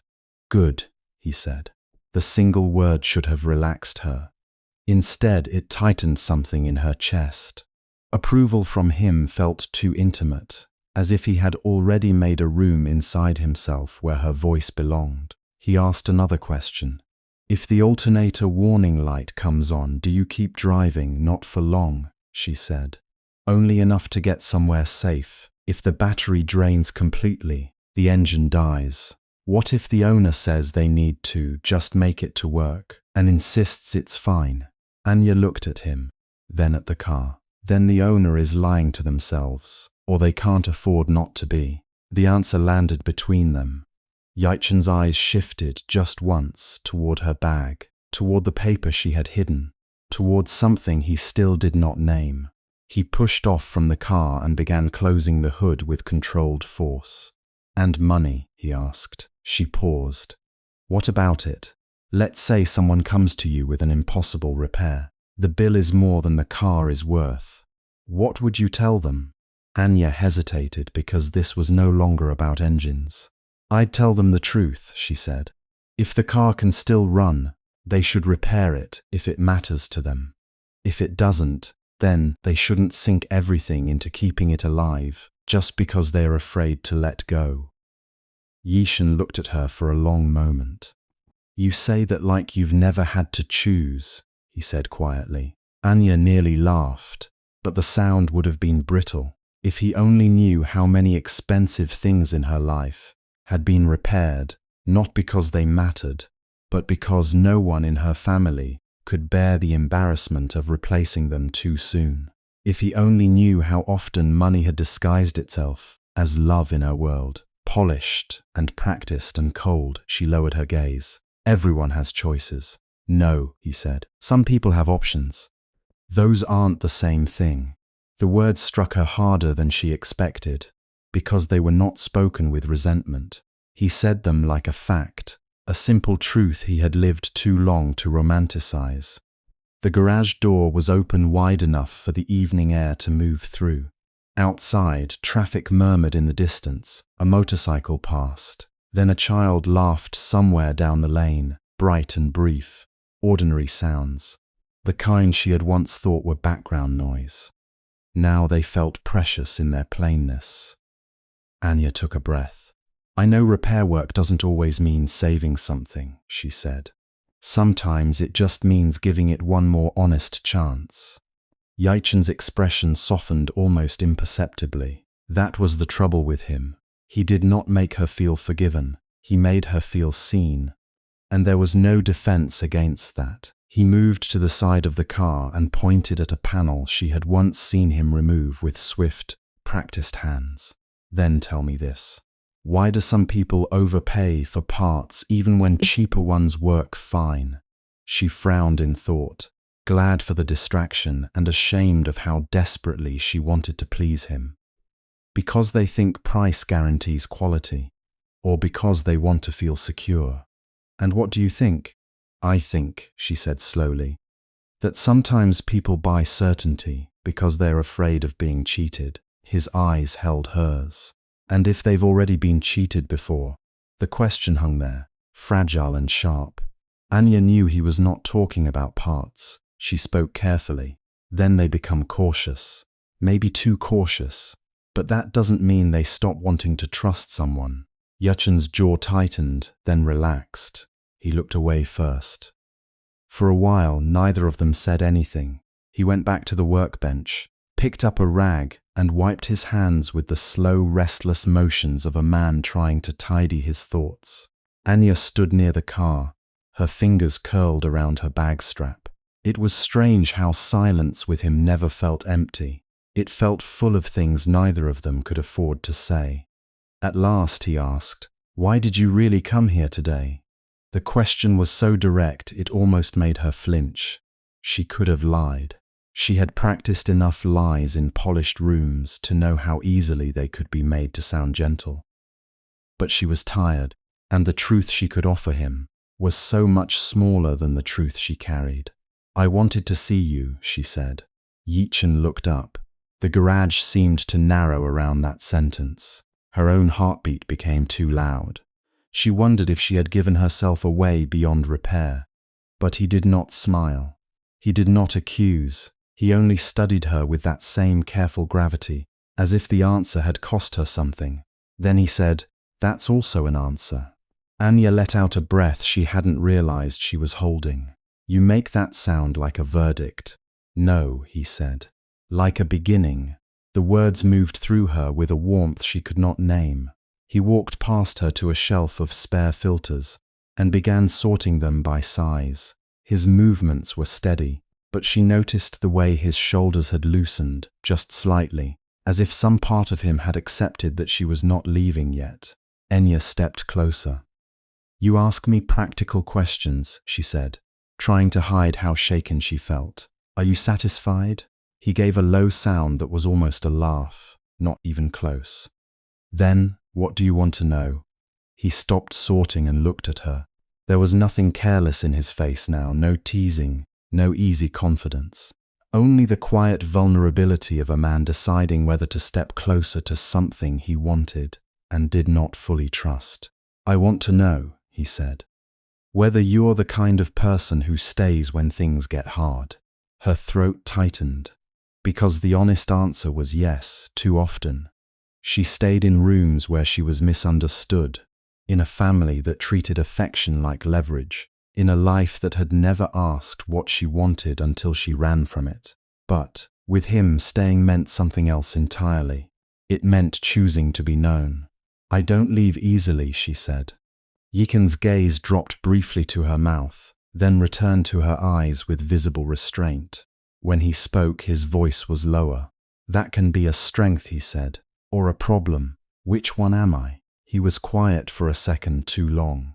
Then, to her surprise, he reached out and brushed a fleck of dust from her sleeve with the tips of his fingers.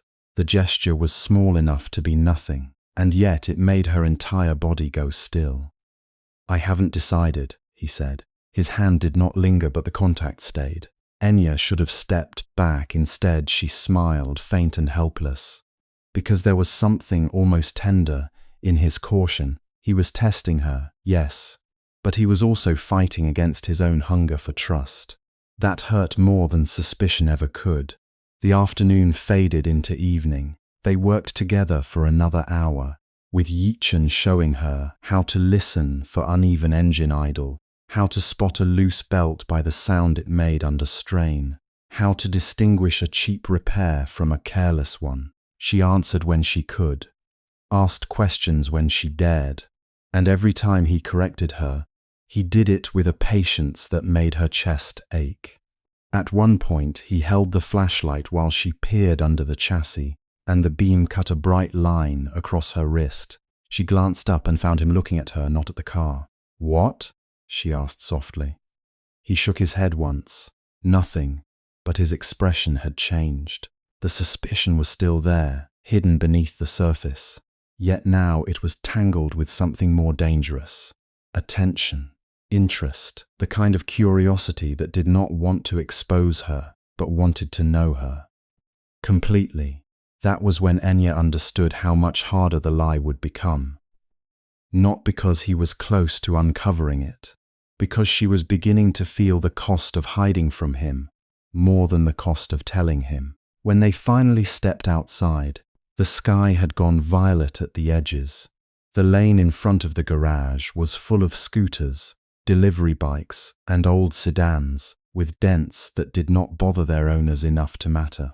A woman carrying vegetables passed by and nodded to Yichen, as if he were part of the neighborhood's breathing. He nodded back with the easy respect of someone who had earned his place there. Anya watched him lock the garage gate, then turn and ask whether she had eaten. The question was so ordinary, so domestic, that it nearly undid her. "Not yet," she admitted. He glanced toward the small noodle stall at the corner. "Then come, eat."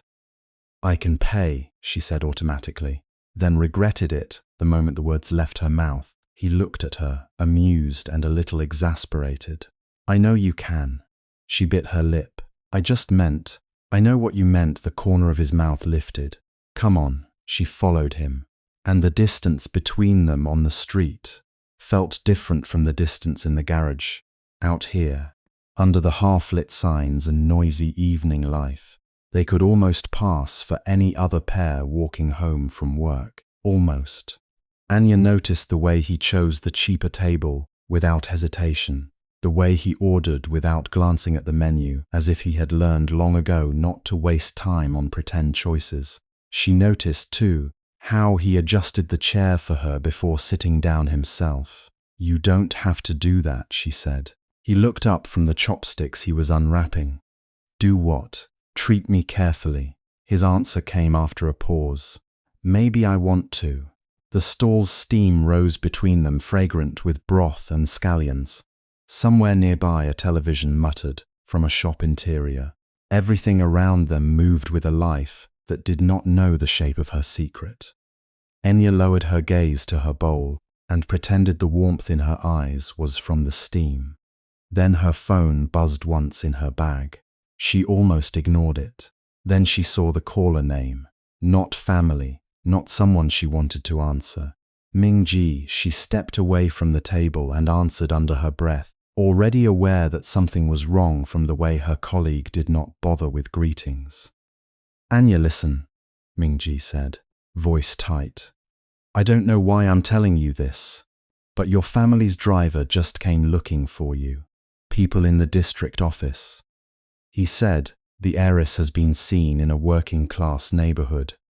Anya did not answer Ming-Ji for long enough to make the silence on the line feel dangerous. "Can you see them now?" Ming-Ji asked.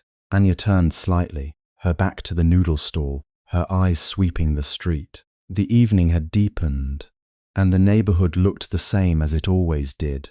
Narrow lanes, old signboards, scooters squeezed into every available edge of the road. But suddenly everything seemed exposed, as if a light she could not see had been turned on above her head. "No. Who else is with him?" 2 men in suits. Not from our office, they showed the district gate a photo. They asked about you by your real surname. Her fingers tightened around the phone. What did they say? Mingji hesitated. Only that your family is concerned for your safety, concerned. The word was polished enough to hide a knife. Anya looked back toward the stall. Zhou Yichen was still seated at the table, one hand around his chopsticks, the other resting near his bowl, as though he had paused in mid-thought. He had the patient posture of someone who had spent a lifetime learning not to expect much from the world, and that made his calmness hurt her even more. He had never once asked what she really did at work, never once pried at the blank spaces in her answers. He had simply made room for her, and now her life was forcing its way into that room with dirty shoes. Mingji, she said, don't tell anyone you called me. I haven't. The line stayed open another second. Then Mingji's voice dropped lower, more careful. Anya, if they're already looking this hard, you should be careful. Your family doesn't do concern without a reason. The call ended. Anya stayed where she was, the phone still pressed to her ear, as if keeping it there might prevent the rest of the evening from breaking apart. She could hear the clatter from the stall, the murmur of neighbors, the small and ordinary sounds of a world that did not know her name. That ignorance had felt like freedom before. Now it felt like a fragile glass wall. When she returned to the table, Zhou Yichen looked up at once. He had not asked her to explain. That too was part of his restraint. He seemed to understand instinctively that some people only spoke when they had arranged their words into something safe. But the tension in her face had already reached him. What happened? He asked. She should have lied. She had lied to him before, and each lie had started as a small, practical thing, a false office, a fabricated commute, a version of herself slim enough to pass through the world unnoticed. But standing before him now, seeing the openness in his eyes, she found that the old habit no longer sat easily on her tongue. My family found out, she said. The street noise continued. A motorbike passed. Somewhere a child laughed. Nothing dramatic happened at once. That was the cruelest part. Her sentence dropped between them as if it were an ordinary thing, and then the ordinary world kept moving around it. Zhou Yichen did not answer immediately. He set down his chopsticks, not abruptly, but with a care that made her throat ache. Found out what? That I've been coming here, that I've been seeing you, at last. His expression changed, not into anger, not yet, but into something more guarded. His shoulders went still. Did they find out? I don't know. Her voice thinned. Enough. He leaned back slightly, eyes fixed on her face as if he were trying to read the shape of the truth around her words. Anya, he said after a moment, what exactly are you trying to protect? She almost laughed, but it would have sounded broken. You. His gaze sharpened. From what? From them. That answer made the silence between them heavier. He had known from the beginning that she was hiding something, but there had always been a tenderness in his refusal to push too hard.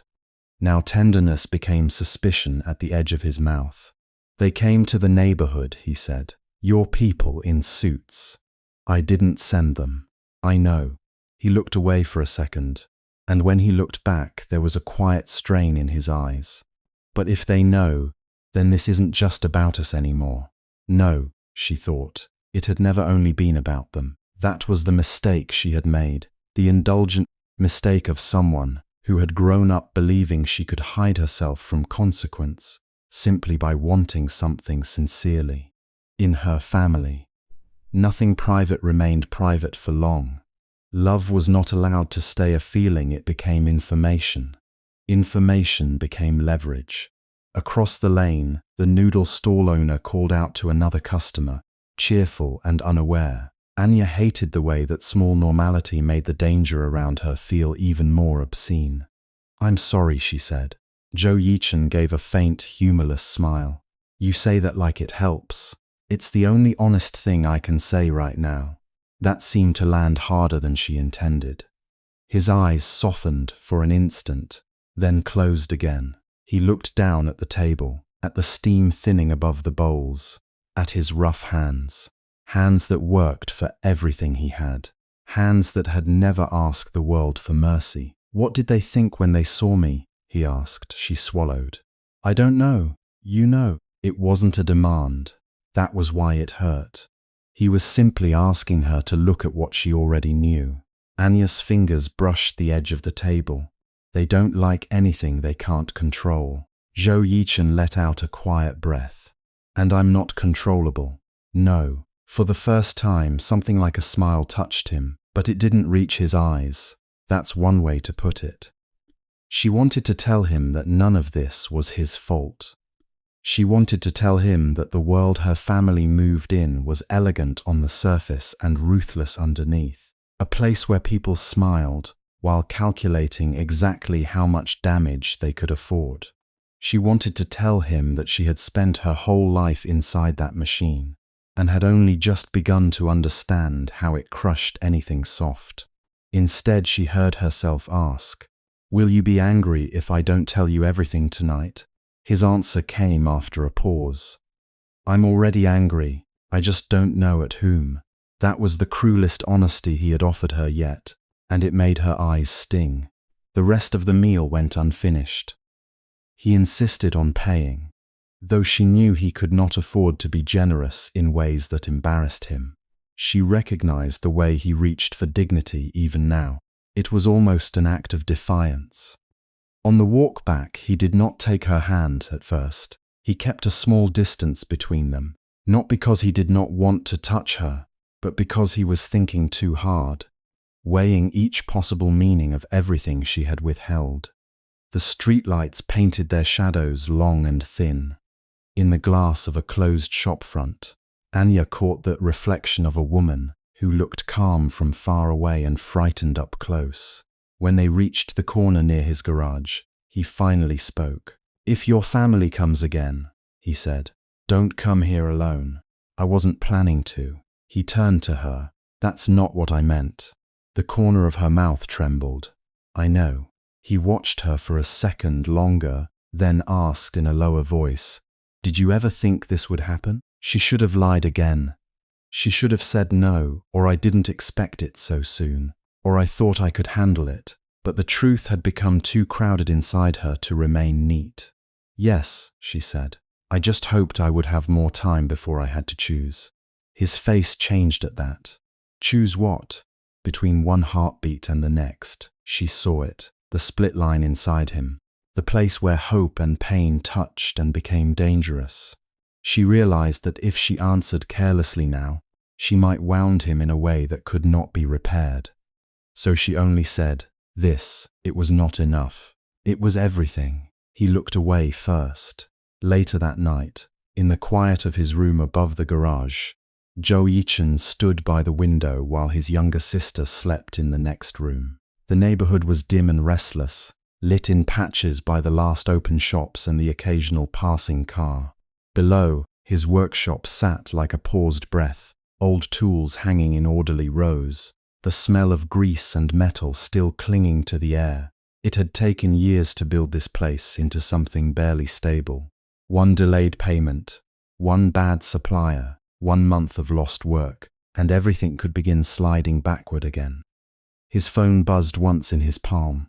Not Anya, a number he did not know. He answered with caution. "Mr. Zhou," a man's voice, smooth and professional, came through the line.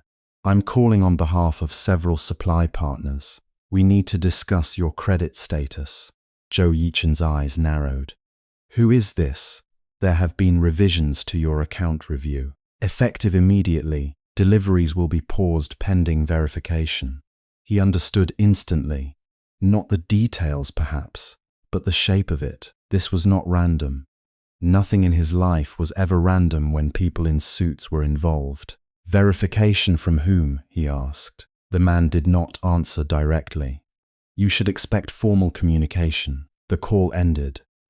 Zhou Yichen stood very still for a long moment, then lowered the phone and looked toward his sleeping sister's room. He thought of the way Anya had said, "They don't like anything they can't control." He had not needed her warning to know the world was divided that way. He had only ever lived on the side that paid for every mistake with its own skin. The next morning, the pressure began in earnest. First, one supplier delayed a shipment of parts without explanation. Then, another stopped answering calls. By noon, a representative from a finance office arrived with a polite smile and too many documents. He spoke in careful, vague language about risk assessment, short-term liquidity, and revised credit terms. The words sounded civilized, almost helpful, if one ignored the fact that they were also a form of strangulation. At the same time, Anya sat in the car her family had sent for her, staring at the polished leather seat, while her father's driver took her back to a house that felt less and less like a home. She had not been asked to return. She had been summoned. In the upper-floor study, Lin Wenhai stood by the window with his hands behind his back, as composed as if he were waiting for a quarterly report. His face held no anger yet, only a cold disappointment polished into authority. Beside him sat Lin Zhenyu, relaxed, faintly amused, as though this were an inconvenience that might still become useful. Lin Wenhai did not invite her to sit. "So," he said, "it's true." Anya kept her chin level. "What is, you've been seeing a mechanic from the South District?" The word mechanic sounded in his mouth like a stain. She did not flinch. "His name is Zhou Yichen." Lin Zhenyu gave a small laugh, almost sympathetic. "How romantic." Anya ignored him. "Who told you?" Her father's expression did not change. "Does it matter?" "Yes." "Then your priorities remain naive." He stepped away from the window. "You are the heir to a company that has spent decades building trust, partnerships, and market confidence. And you choose to walk into a neighborhood like that, in secret, with a man whose entire world exists outside every standard we maintain." "Standard?" Anya repeated. "You mean image. I mean responsibility. You mean control." For a beat, no one spoke. Then Lin Wenhai's gaze sharpened, and for the first time, his disappointment seemed less paternal than strategic. "You understand what this looks like," he said. "A hidden daughter playing at ordinary life. A mechanic from a poor district. If this becomes public, it won't just embarrass you. It will be used against the family, against the company." Anya's voice was very quiet. "Then perhaps the problem is not him." Lin Zhenyu's smile thinned. Lin Wenhai's face hardened. "You will end this, no." The word fell cleanly into the room. Her father studied her for a long moment, as though he were seeing something in her he had not accounted for. Not rebellion, exactly. Something worse, from his point of view, resolve. "You think stubbornness makes you independent," he said. "It doesn't. It makes you easy to manipulate." "I'm not being manipulated." By him, perhaps not. The insult was elegant enough to be deniable, but Anya felt it all the same. She realized then that in his mind, Zhou Yichen had already been reduced to a symbol, poverty, inconvenience, a threat to status, not a man, not someone who had worked his way through hard years with honest hands, just an error in the family picture. She wanted to tell him about the way Yichen spoke to his sister, gentle and unembarrassed, about the way he fixed broken things without pretending they were less worthy because they had been damaged, about the way he had treated her before knowing anything, as if her thoughts mattered, but she knew none of that would change the man standing in front of her. Lin Wenhai folded his hands. "There will be consequences if you continue." Anya met his gaze. "For whom?" The silence that followed was answer enough. That afternoon, from across the city, Zhou Yichen watched the second refusal come in. A familiar supplier, one he had worked with for years, called to say they were unable to extend credit any longer. Another shop owner, awkward and apologetic, explained that his own account had been reviewed, and he could no longer afford to take sides. The phrasing made Zhou Yichen's jaw tighten. Take sides, as though survival were a social opinion. He hung up and stood in the center of his workshop. the smell of oil and dust surrounding him like a memory. On the bench beside him lay the incomplete engine of a customer's car. On the wall hung a calendar with half the dates circled in red for payments due. He had always known the difference between hard work and enough hard work. This was the edge where hard work stopped mattering and power began. His phone rang again. This time the caller ID showed a number linked to the Lin family office.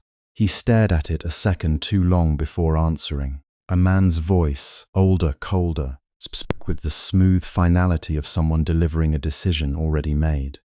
"Mr. Zhou," he said, "this is the final notice, effective immediately. All supplier credit to your garage has been suspended." And in that moment, before the words had fully settled, Zhou Yichen understood that this was no longer only about him, or Anya, or even their secret. Her private choice had already become a public war. The line went dead, but the silence it left behind was louder than the voice itself. Zhou Yichen kept the phone in his hand for a long moment, as if the weight of it could explain how a single call had managed to reach into the center of his life and squeeze. The workshop around him remained the same: grease-dark floor, stacked tires, the faint metallic smell of a life built from repairs and refusals. But something in the air had already changed. The suspension of supplier credit was not just a business decision. It was a hand pressed against his throat, calm and deliberate. He slowly lowered the phone and looked toward the unfinished engine on the bench. That was the first thing the world demanded of him: keep working. So he did. He replaced the suspension arm with practiced hands, tightened bolts until his knuckles ached, and wrote down the parts he still needed, even though he already knew the list would do him no good. If one supplier had cut him off, others would follow. This was how pressure worked when it came from above. It did not arrive like a storm. It arrived like weather that had been arranged in advance, invisible until it soaked through every layer you owned. At noon, the first customer of the day came in with a broken air conditioner and a complaint about the heat. Zhou Yichen listened, nodded, and got to work. The man left an hour later paying less than expected and tossing a pitying look toward the nearly empty shelves in the back. By afternoon, the second blow came. A truck that had delivered parts to his garage for nearly 2 years failed to show up. He called the driver, then the dispatcher, then the warehouse. No one picked up. When someone finally answered, the voice on the other end was apologetic but firm, the kind of firmness that had clearly been rehearsed. "Sorry, Yichen. We can't send anything right now. Above who?" A pause. "You know how it is." He knew exactly how it was. By evening, the little garage that usually hummed with the ordinary urgency of working people had become strangely still. One lift stood half raised. A customer's sedan waited with its hood open like a patient thing in pain. Zhou Xiaoyu sat on a stool near the wall, helping sort bolts into jars because there was nothing else she could do. She glanced at her brother more than once, her young face trying to hold a worry she was too polite to name. "Brother," she said softly, "should we close early?" He did not look up from the engine he was testing. "No, but you haven't eaten." "I'm not hungry." She knew better than to argue when his voice turned that flat. Instead, she stood, brought him a bottle of water, and set it beside the workbench. He murmured thanks without slowing his hands. The hours dragged. Each small delay seemed to cost more than it should. A bolt stripped, a gasket tore. The replacement part he had found in storage turned out to be defective. He leaned over the engine and shut his eyes for one brief second, not from exhaustion alone but from the sinking, humiliating feeling that the world had decided to become difficult all at once. Then the next envelope arrived. It was slipped under the garage door after dark. No name, no return address. Just a plain white envelope, and his name written in neat black characters. He stared at it for a second before picking it up. Something in the precision of the handwriting made the skin at the back of his neck tighten. He opened it with one finger and found a single sheet inside. Stay away from Lin Anya. Nothing else, no signature, no threat in words. But the warning was obvious in its restraint. It did not need to shout. It only needed to remind him that someone had the means to watch him, interfere with him, and then choose silence as a show of power. Zhou Yichen stood very still. Across the room, Zhou Xiaoyu had noticed the change in his face. What is it? He folded the paper once, then again until it became a small square in his palm. Nothing. She looked at him as if she did not believe him, but she also knew that when he said nothing, it often meant something too large to say out loud. A second envelope came 2 days later, this one left on the counter while he was under a car. A third message arrived as a text from an unknown number. You don't belong in her world. The same day, a regular customer cancelled without explanation. Then another. Word moved through small neighborhoods the way it always did, not with proof, but with caution. People sensed when trouble had attached itself to a place. They did not ask questions. They simply decided to repair their cars somewhere else. By the end of the week, the workshop had become quieter than Zhou Yichen could bear. He still did not ask for favors. That was the part of himself he refused to surrender. Begging would not save his pride, but it would destroy the only thing he had ever built with his own hands. So he tightened every screw, accepted every delayed payment, repaired every car that came to him, even if the margin was almost nothing. He called a scrap dealer and sold a stack of old metal parts that had been sitting in the corner for months. He cancelled the repair he had planned for his own bike. He skipped lunch again and again. If the world wanted to force him to kneel, he would make it work harder. But effort had limits, hunger had limits, fatigue did too. One night after his last customer left, he stood alone in the workshop and looked at the ledger on his desk. The numbers did not move, they only confirmed what he already knew. The gap between what he had and what was being taken from him was widening faster than he could close it. He thought of Lin Anya then, and the thought came with such unwanted tenderness that it almost hurt worse than the sabotage. She had once stood beside him in this garage, hair tied back, sleeves rolled up, laughing softly when grease had gotten on her cheek. She had looked so at ease in a place that was never meant to be easy. With her, he had almost believed that the world might be wider than its boundaries. Now he wondered if the world was only wider for people like her. A memory surfaced of the way she had looked at him when he spoke about work, with an attentiveness so complete it had made him feel seen rather than judged. That was what he wanted from her. Not pity, not rescue, just the simple, impossible luxury of being met as himself. And yet, every warning made him feel like a trespasser. The next morning he found the rear tire of his delivery van slashed. He stared at it for a long moment, then laughed once under his breath without humor. It was almost elegant in its cruelty. No words this time, no note, just damage, just enough to waste his time, drain his money, and remind him that the people behind this did not need to fight openly. They could make life impossible by touching one ordinary thing after another, until a man forgot what normal even felt like. Zhou Xiaoyu came running when she heard his voice. Brother? He crouched beside the tire and ran his thumb along the cut edge. Clean, intentional. Go back inside, her eyes widened. Someone did this. Probably. He said nothing, which was answer enough. She bit her lip, glancing at the van as if it had personally offended her. Then they're cowards. He almost smiled at that.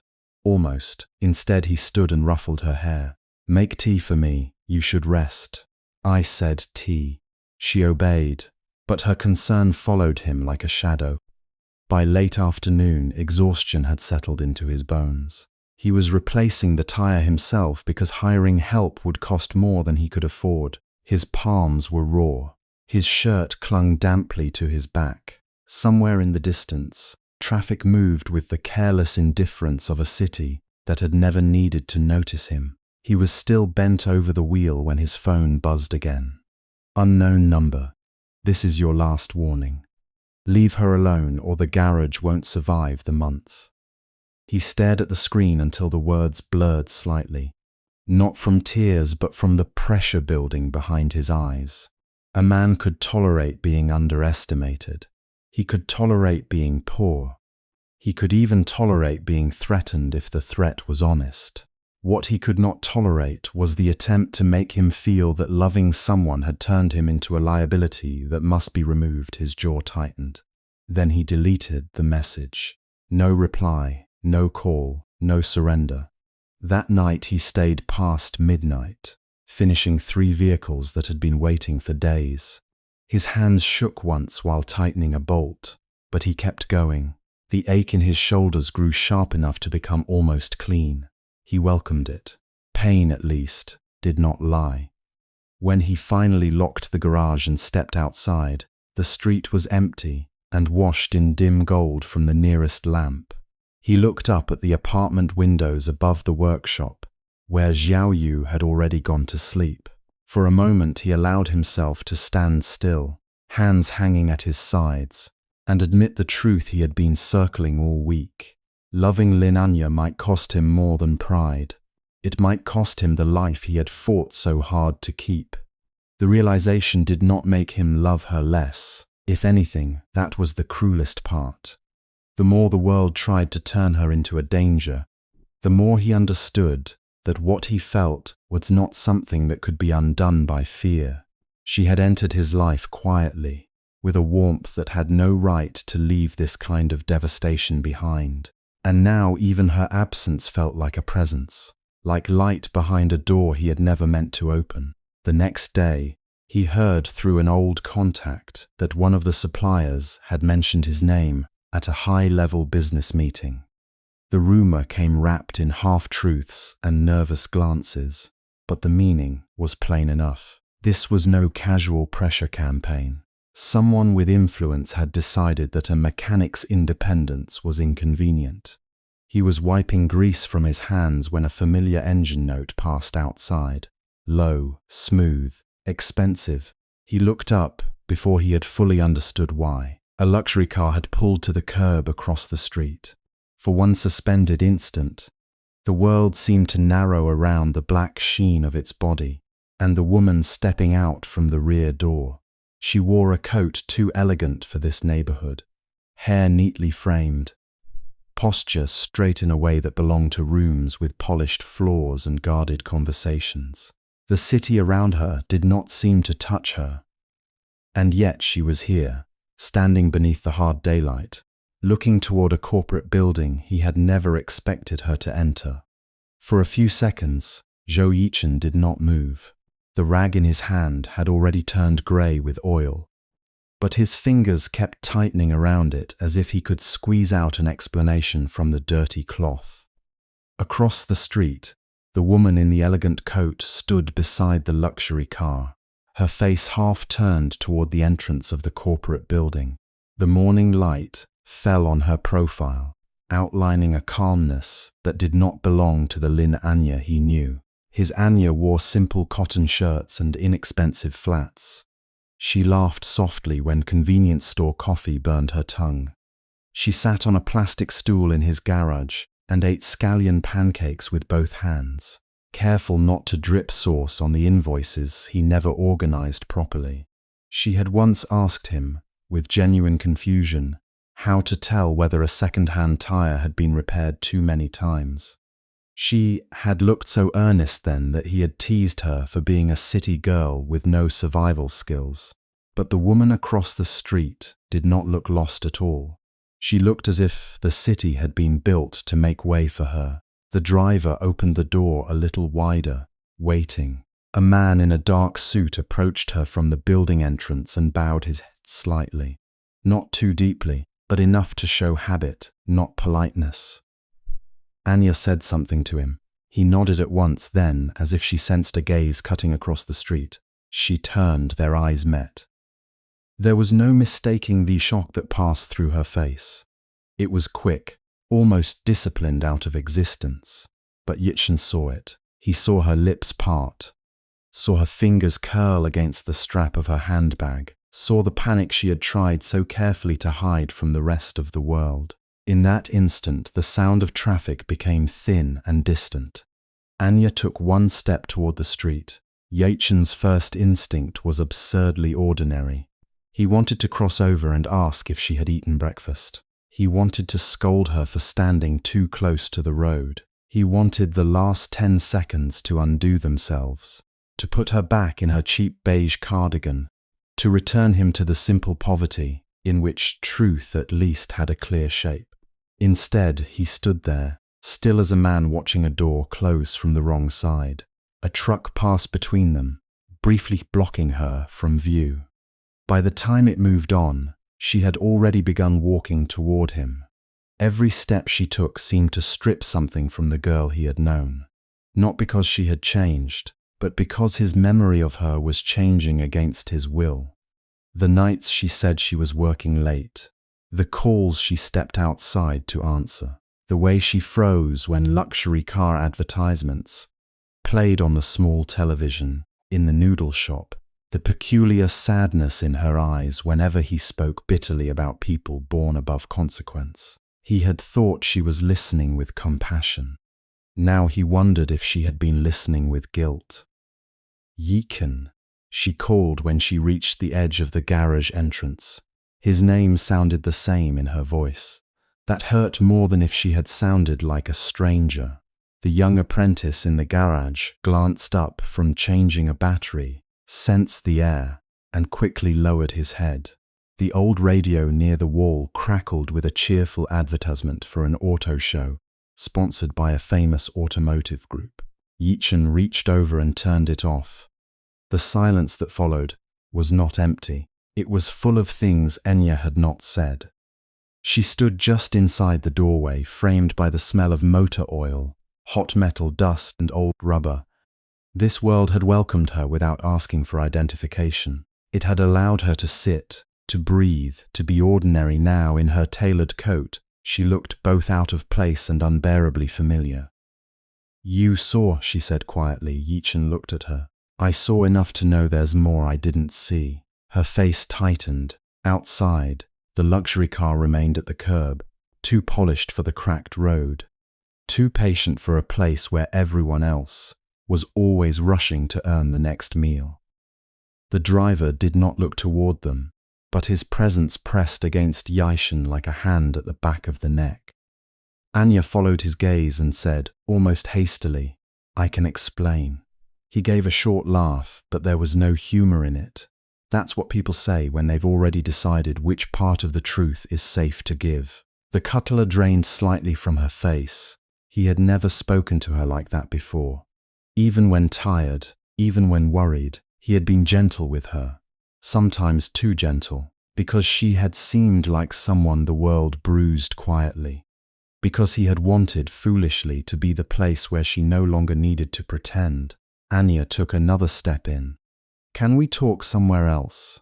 "Why?" His voice was low. "Is this place not suitable?" "No." She shook her head at once. "That's not what I mean." "Then talk here." Her eyes flickered toward the apprentice, then toward the open street. She was used to closed doors now, he realized.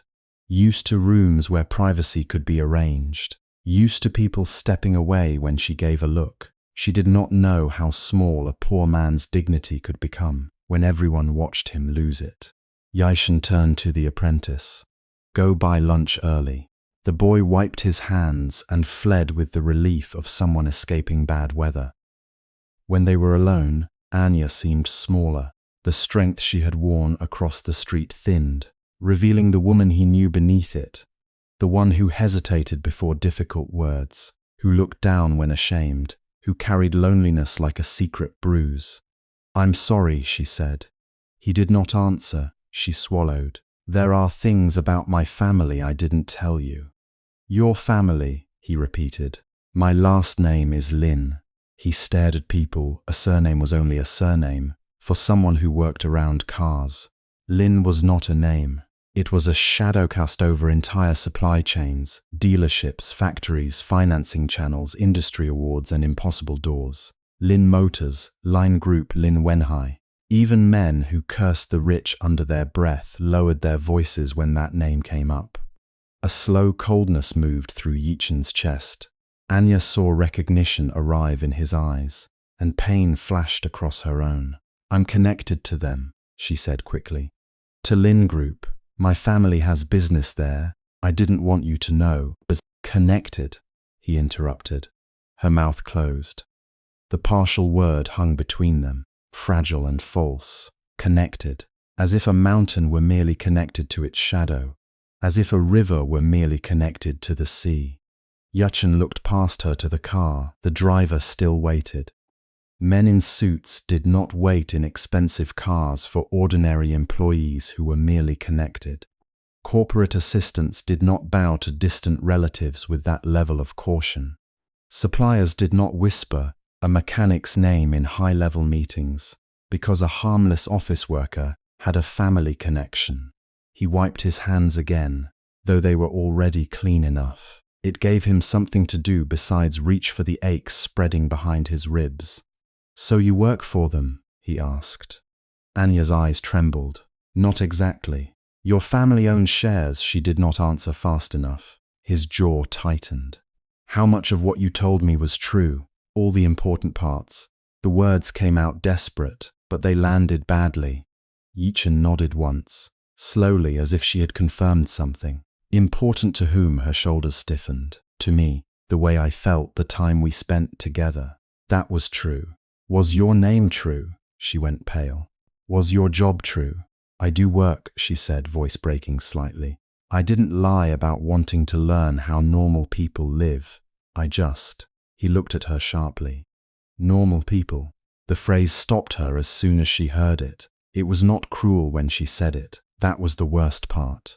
She had meant ordinary lives, unguarded lives, people outside her gilded cage. But words carried the fingerprints of the world that raised them. In that one phrase, all the distance between them unfolded like a map. Yichen laughed softly, bitterly. So that's what this was. No.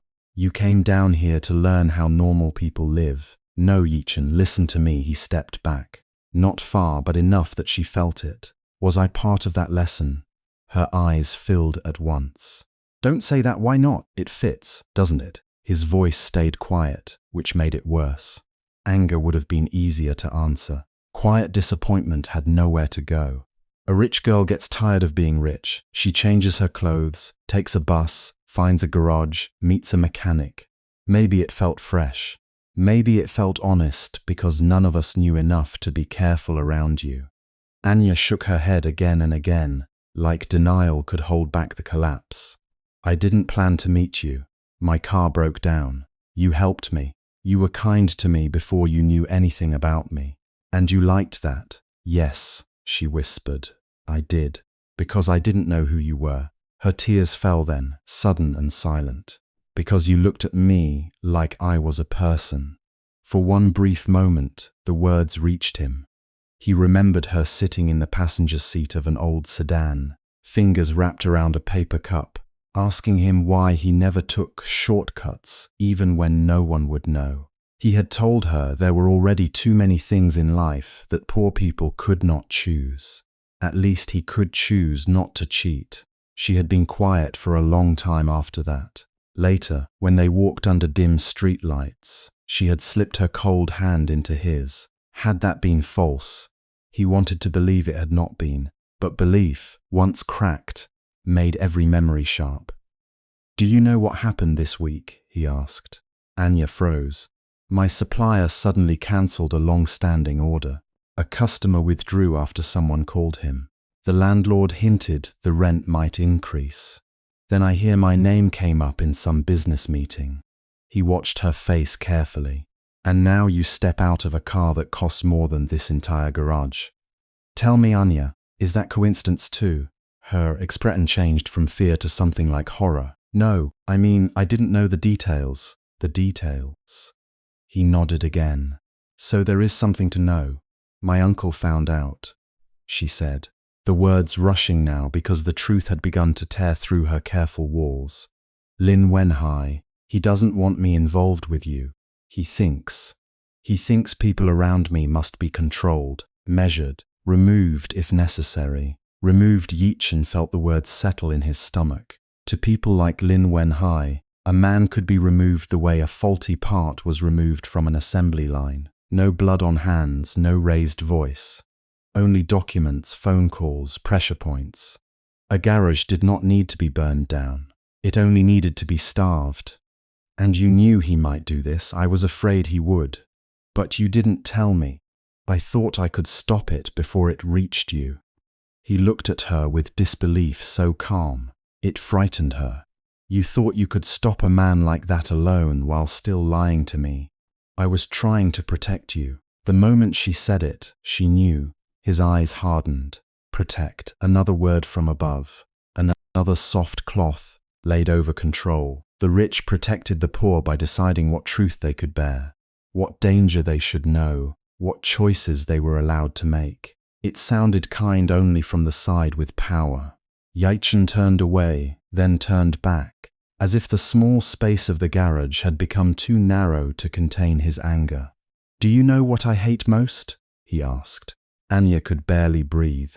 Yichen, I hate that you were the one person I didn't guard myself against.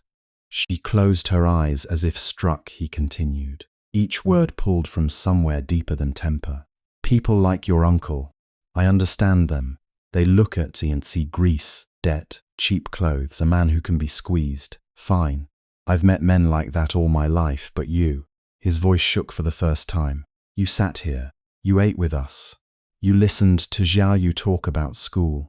You let me believe I could stand beside you without being measured. I never measured you, but you knew others would. I was scared. So was I, he said, every day. Scared the garage won't survive. Scared Zhou Yichen's tuition will be late. Scared one illness will ruin everything. But I still told you the truth about my life. I gave you the parts of me that were not impressive. Anya took a step toward him, and I loved those parts. He flinched almost imperceptibly. The word loved should have warmed him. Instead, it came wrapped in the lie she had used to reach him. You don't get to say that right now, he said. Her hand stopped in midair. Outside, someone honked at the luxury car. The driver moved it a few meters forward and parked again.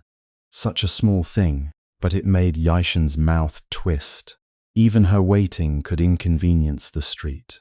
Even her silence arrived, with polished metal and invisible privilege. Anya wiped her cheek with the back of her hand, suddenly looking more like the girl from his memories than the heiress from the curb.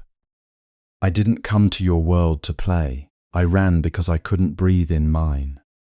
Everyone around me wanted something. Marriage alliances, obedience, signatures, appearances. I didn't know if anyone could care about me without calculating what I was worth. So you tested me. No. Her voice broke. No, it wasn't like that. What was it then? She tried to answer, but the full truth rose too large. If she said she was not merely connected but the chosen successor, his pain would deepen. If she said she owned what could crush him, he would see every touch between them as charity disguised as affection. If she said nothing, the silence would condemn her. So she stood there, trapped by the same fear that had created the lie, and he saw it. He saw her choosing again. Not him, not the truth, but the careful portion she thought he could survive. His face changed then. Something in it retreated. Anya felt real panic seize her. Give me time, she pleaded. Please. I know I should have told you earlier.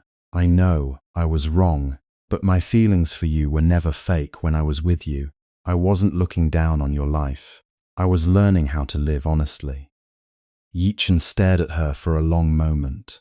The warmth of their past flickered between them like a lamp in wind. He wanted to reach for it. He wanted to believe that the girl who laughed in the rain with him, who bandaged his knuckles after a difficult repair, who brought soup for Xiaoyu during exam week, had not been pretending. But trust was not only love. Trust was the ground love stood on, and the ground beneath them had split open. He picked up his work jacket from the hook. Anya's breath caught. Where are you going? To deliver a car. You don't have to leave, I do. If you walk away now, you'll only remember the worst version of this. He paused at the doorway, his back to her. For a heartbeat, she thought he would turn around. He always turned around when she called him softly. Even when annoyed, even when exhausted, he would look back. And that small mercy had once made her foolish enough to believe love could outrun everything else.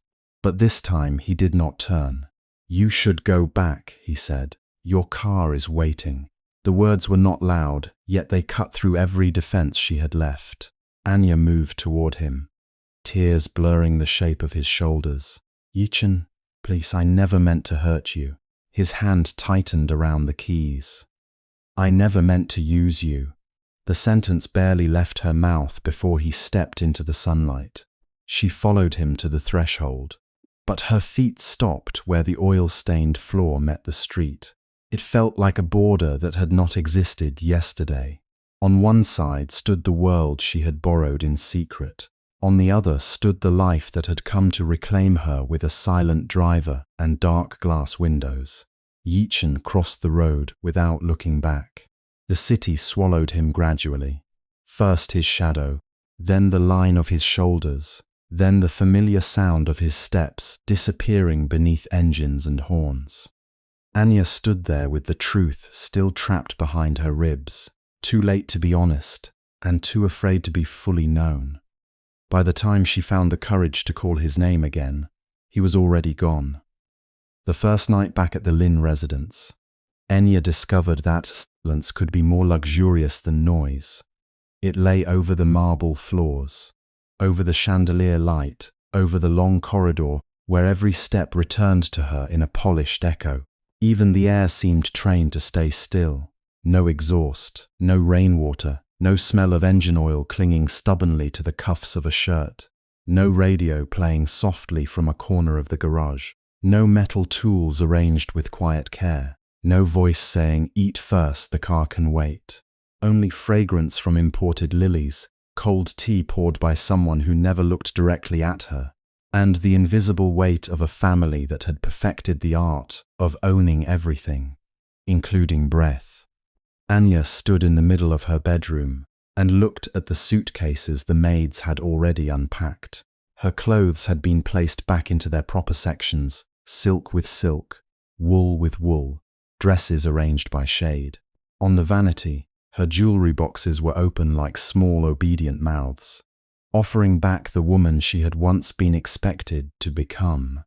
She touched the sleeve of a cream-colored blouse and remembered how Yichen had once laughed when she wore it to the garage. "Office clothes and broken cars don't get along," he had said, handing her an old grey jacket. "Wear this. If it gets dirty, it's already used to it." That jacket had smelled of detergent, gasoline, and him. She had left it hanging behind the door of her rented apartment. No, not left abandoned. The thought pierced deeper than she expected. Her phone sat on the bed, screen dark. She had called him 3 times after returning home. The first call rang until it died. The second went unanswered faster. The third did not connect at all. He had blocked her. Anya lowered herself onto the edge of the bed. Around her, the room remained perfect, too perfect. Every surface gleamed as if nothing in the world had cracked. But inside her, something kept replaying his face when he realized the truth. Less anger at first than shock, and beneath it, the terrible humiliation of a man who had given trust, only to discover he had been standing in someone else's concealed story. She wanted to tell him she had never lied about her feelings. But feelings, she realized now, did not cancel lies. Love did not become innocent simply because it was sincere. A soft knock came at the door.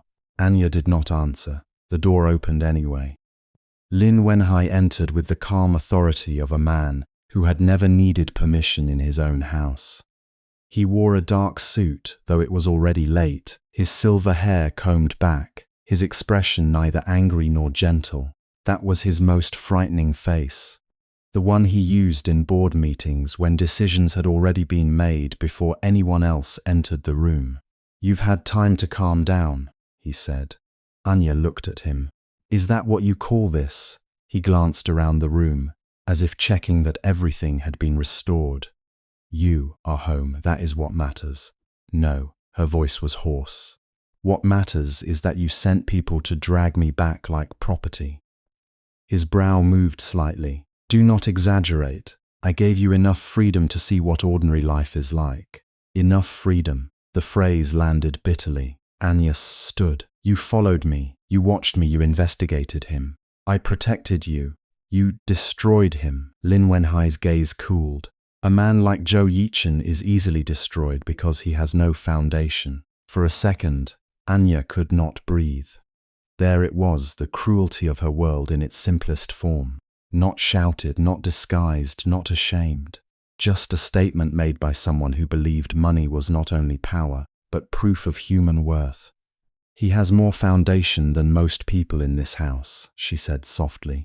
Her father's expression finally changed, not with hurt, but with disappointment. You are emotional because this is your first rebellion. In time, you will understand that sincerity is cheap. Men who have nothing often offer it because it costs them nothing. Anya's hands trembled at her sides. You don't know him. I know enough. He repaired cars. He rented a narrow room. He supports a younger sister. He refused an offer from Kin Automotive Supply 2 years ago and made enemies because of pride. Lin Wenhai paused. Pride is common among men who cannot afford wisdom. The blood drained from Anya's vase. He knew everything. Not only the garage, not only Yichen's poverty, but the old wound Yichen had never fully explained. The corrupt offer, the retaliation, the way some suppliers always seemed to close their doors at the wrong time. Her father had not merely judged him. He had studied him, mirrored every weakness, then chosen where to press. What did you do? She asked. Lin Wenhai turned toward the door. I gave him an opportunity to leave with dignity. You call ruining his work dignity. I call it preventing a scandal. Anya took a step after him. If you touch him again, he stopped, his hand on the doorframe. You should worry less about him and more about yourself. The board has already begun to question your judgment. Your cousin Zhenyu has been very concerned. The name tasted like metal. Lin Zhenyu, her cousin, always smiling in family photographs, always speaking gently while moving pieces behind people's backs. He had wanted her position for years, but until now, Anya had believed his ambition had limits. Perhaps there had been another luxury. Believing snakes only bit strangers. After her father left, Anya did not sleep. At 2 in the morning, she drove herself to the small apartment she had used under her false name. The security team followed her from a distance, headlights appearing and disappearing in the rearview mirror. Like quiet threats, she ignored them. The apartment smelled faintly of dust and the instant coffee she never learned to like. Everything inside seemed smaller than before, but more alive than the mansion. A chipped mug in the sink. A receipt pinned to the fridge. The umbrella Yichen had insisted she keep after a storm, because she looked like someone who trusted weather forecasts too much. Behind the door hung the grey jacket. Anya reached for it and pressed it against her chest. There were things money could restore instantly. Broken phones, cancelled meetings, damaged reputations if the price was high enough. But this jacket, with its worn cuffs and missing button, contained a kind of evidence no lawyer would accept and no family could understand. It proved that someone had worried whether she would be cold, that someone had given without calculating return. She began gathering pieces of the life they had shared, not because she thought objects could absolve her, but because she needed to remember accurately. Lies had blurred the edges of everything. She wanted the truth laid out, even if it condemned her. The first receipt was from a small noodle shop near the garage. She had paid that day, laughing because Yichen looked uncomfortable letting her treat him, even for something cheap. On the back of the receipt, he had written the name of a used bookstore he thought she would like. The second was a bus card he had bought for her when her borrowed car broke down again. Rich people call a driver. Normal people learn bus routes, he had teased. She had laughed too loudly then, terrified he would hear the truth underneath. In a drawer she found the old notebook where she had written down what he taught her about engines, spark plugs, brake pads, timing belt, the difference between a sound that was harmless and one that meant stop immediately. Between the notes, in the margins, she had drawn little things without realizing it. His profile under the garage light, his hand holding a wrench, the curve of his smile when Zhou Yichen called to remind him not to skip dinner. Anya sat on the floor until dawn, surrounded by small proofs that her love had not been an experiment. But would he see them that way? Across the city, Zhou Yichen was not sleeping either. He had returned to the room above the garage, long after midnight. The space was narrow, the ceiling stained by old rain, the window facing the back of another building. He had once considered it enough. A bed, a table, a kettle, a place for Zhou Yichen to stay during school breaks when the dormitory closed. Enough, because it was paid for with his own hands. That night, it felt exposed. Every object seemed suddenly poor under an invisible gaze. The chipped bowl, the patched curtain, the second-hand fan that rattled before turning, the stack of unpaid invoices tucked beneath a toolbox. He hated that he noticed. He hated that after knowing who Anya was, his own life looked smaller to him. Anger came first, because anger was easier than grief. He took apart an old carburetor that did not need repairing, cleaned pieces already clean, tightened screws until his fingers ached. Every movement had a rhythm. Every rhythm failed to drown out her voice. I never meant to use you. Then what had she meant? To hide in his world until she grew tired of it. To wear ordinary life like a coat she could remove when the weather changed. To sit beside him on plastic stools, listening to his worries, while a billion-dollar empire waited behind her like a private joke. He slammed the screwdriver down.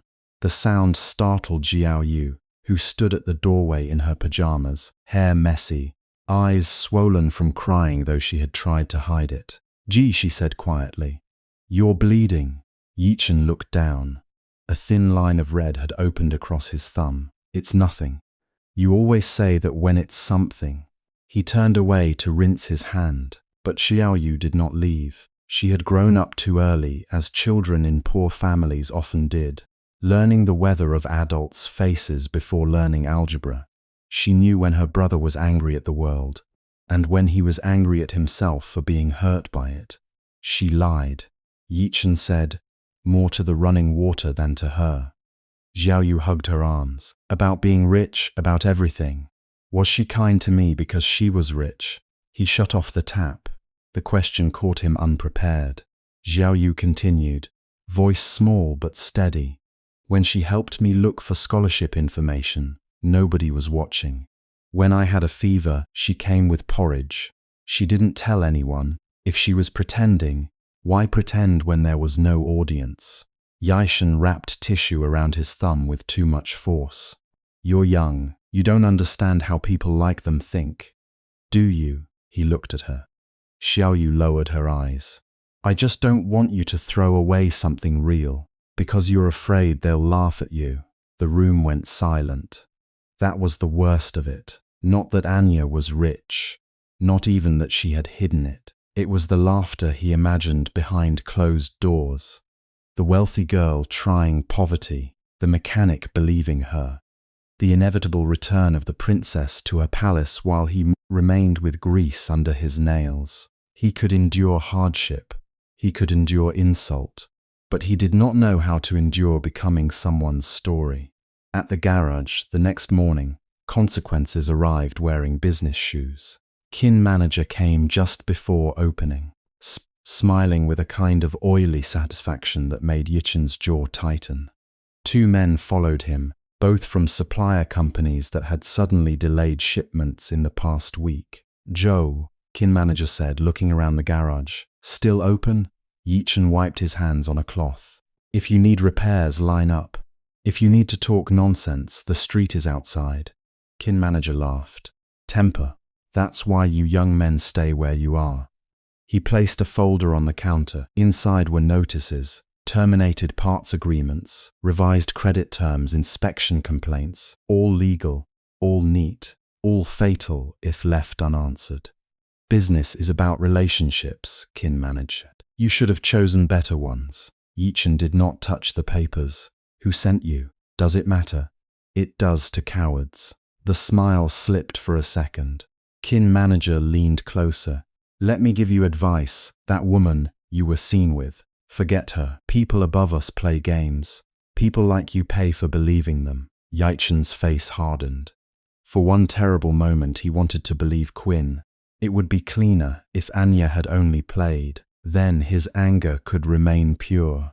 Then he would not have to remember her sitting on the garage floor, sleeves rolled up, cheeks smudged with dust, listening to him talk about Xiaoyu's tuition, as if it mattered more than any boardroom in the city.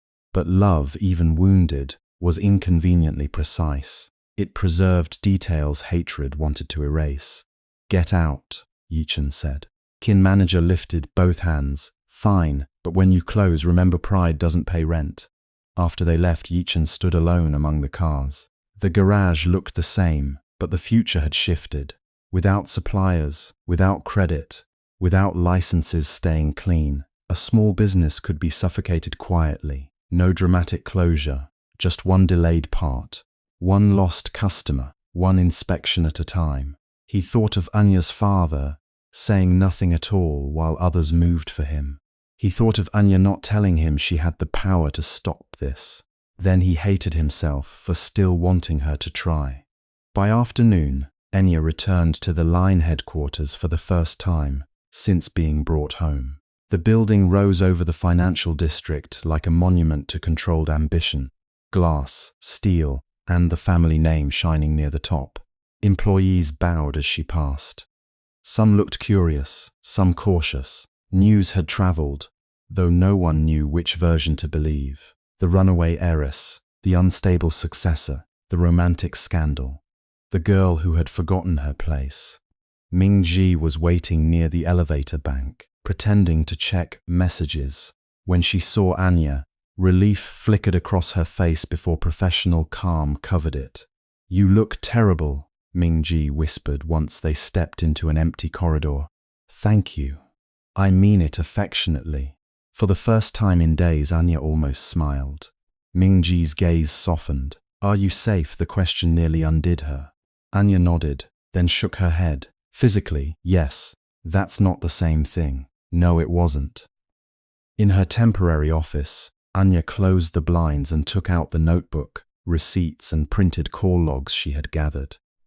Mingji watched without interruption as Anya explained. Not the romantic parts in detail. Not yet. But enough: the garage, the supplier pressure, Qin manager, her father's involvement. Zhenyu's sudden concern with her judgment. Mingji listened, then said, If you want to fight your family, feelings won't be enough. I know. You need proof of interference, internal approvals, payment trails, communications with Qin. Anything tying corporate pressure to personal motives.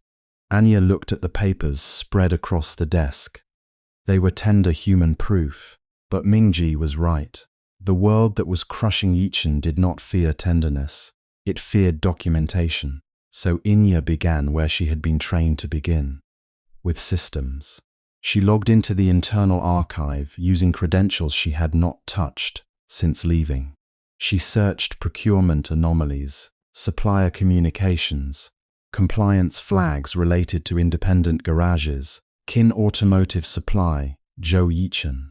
At first nothing appeared except ordinary records, too ordinary, sterile enough to reveal careful cleaning. Then she searched through Zhenyu's department access logs. A request appeared. Restricted file. Reputation risk personal matter. Her pulse slowed strangely, the way it did in moments of real danger. She clicked access denied. Mingji inhaled beside her. That file shouldn't exist. No, Anya said. It shouldn't. Her hands steadied. She requested secondary access through an old board training portal. Her grandfather had insisted she learn when she was 21. Most people forgot legacy systems existed. Powerful families often trusted new locks too much and old doors too little. The file opened at first. Anya only saw fragments. A timeline of her movement, photos of her entering the garage, notes on Zhou Yichen's financial vulnerability, a list of pressure points, supplier credit, inspection compliance, sister's educational dependency, housing instability. Mingji whispered something under her breath. Anya could not speak. She scrolled further. There was a section labeled Resolution Strategy. Phase 1. Separate subject from unsuitable attachment through family retrieval and financial containment. Phase 2. Neutralize attachment's operational capacity and social credibility. Phase 3. Reinforce subject's dynastic obligation through strategic engagement announcement. Her fingers froze on the trackpad. Below the words was a draft press release. Lin Group and Shen Consortium to explore strategic alliance through heir apparent engagement. Photographs attached. Lin Anya and Shen Rulan's older brother, Shen Jirui, taken years ago at a charity gala, smiling politely, standing side by side beneath crystal lights. Two heirs arranged like matching assets. There was also a private memo from Lin Wenhai to Zhenyu and the family council. Anya's personal deviation must be corrected before the annual shareholders' meeting. Zhou Yichen is to be removed from all channels of contact, employment viability, and public sympathy. Engagement confirmation will render further association reputationally impossible. For a long moment, the office seemed to tilt. It was not enough for them to separate her from Yichen. Not enough to humiliate him, to corner his garage, to make him doubt every memory. They intended to rewrite her future in public, bind her name to another family, and erase him so thoroughly that loving him would appear not tragic, but absurd. Anya stared at the screen until the letters blurred. Then slowly she copied the file. Mingji touched her arm. Anya. Outside the blinds, the city gleamed with all the wealth her family had built from engines, steel, ambition, and obedience. Somewhere beyond that glass, Yichen was standing in a garage that her world had marked for extinction. Anya closed her hand around the flash drive. For the first time since he walked away, her tears stopped.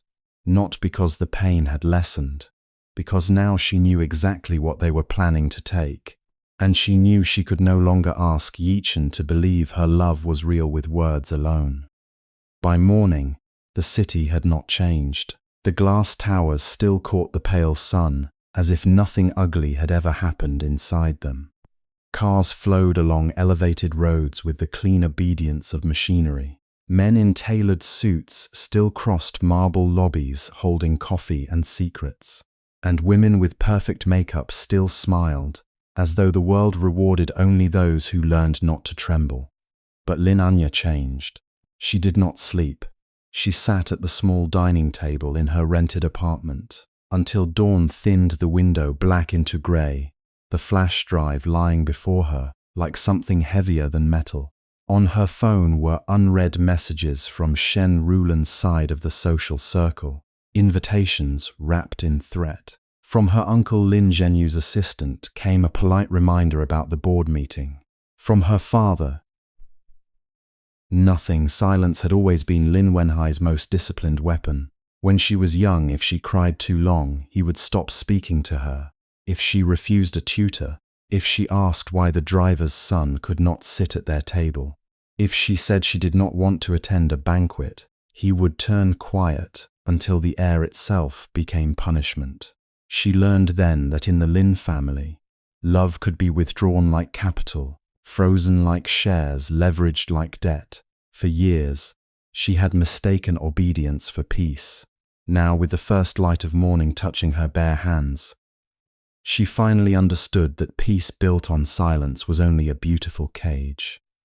Mingji arrived before 8, hair damp from rushing through the drizzle, carrying 2 cops and a face full of fear she tried to hide.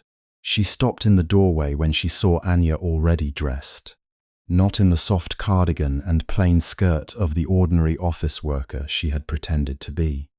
Anya wore a white blouse, charcoal trousers, and the dark watch her mother had left her before illness made her fade from boardrooms into framed photographs.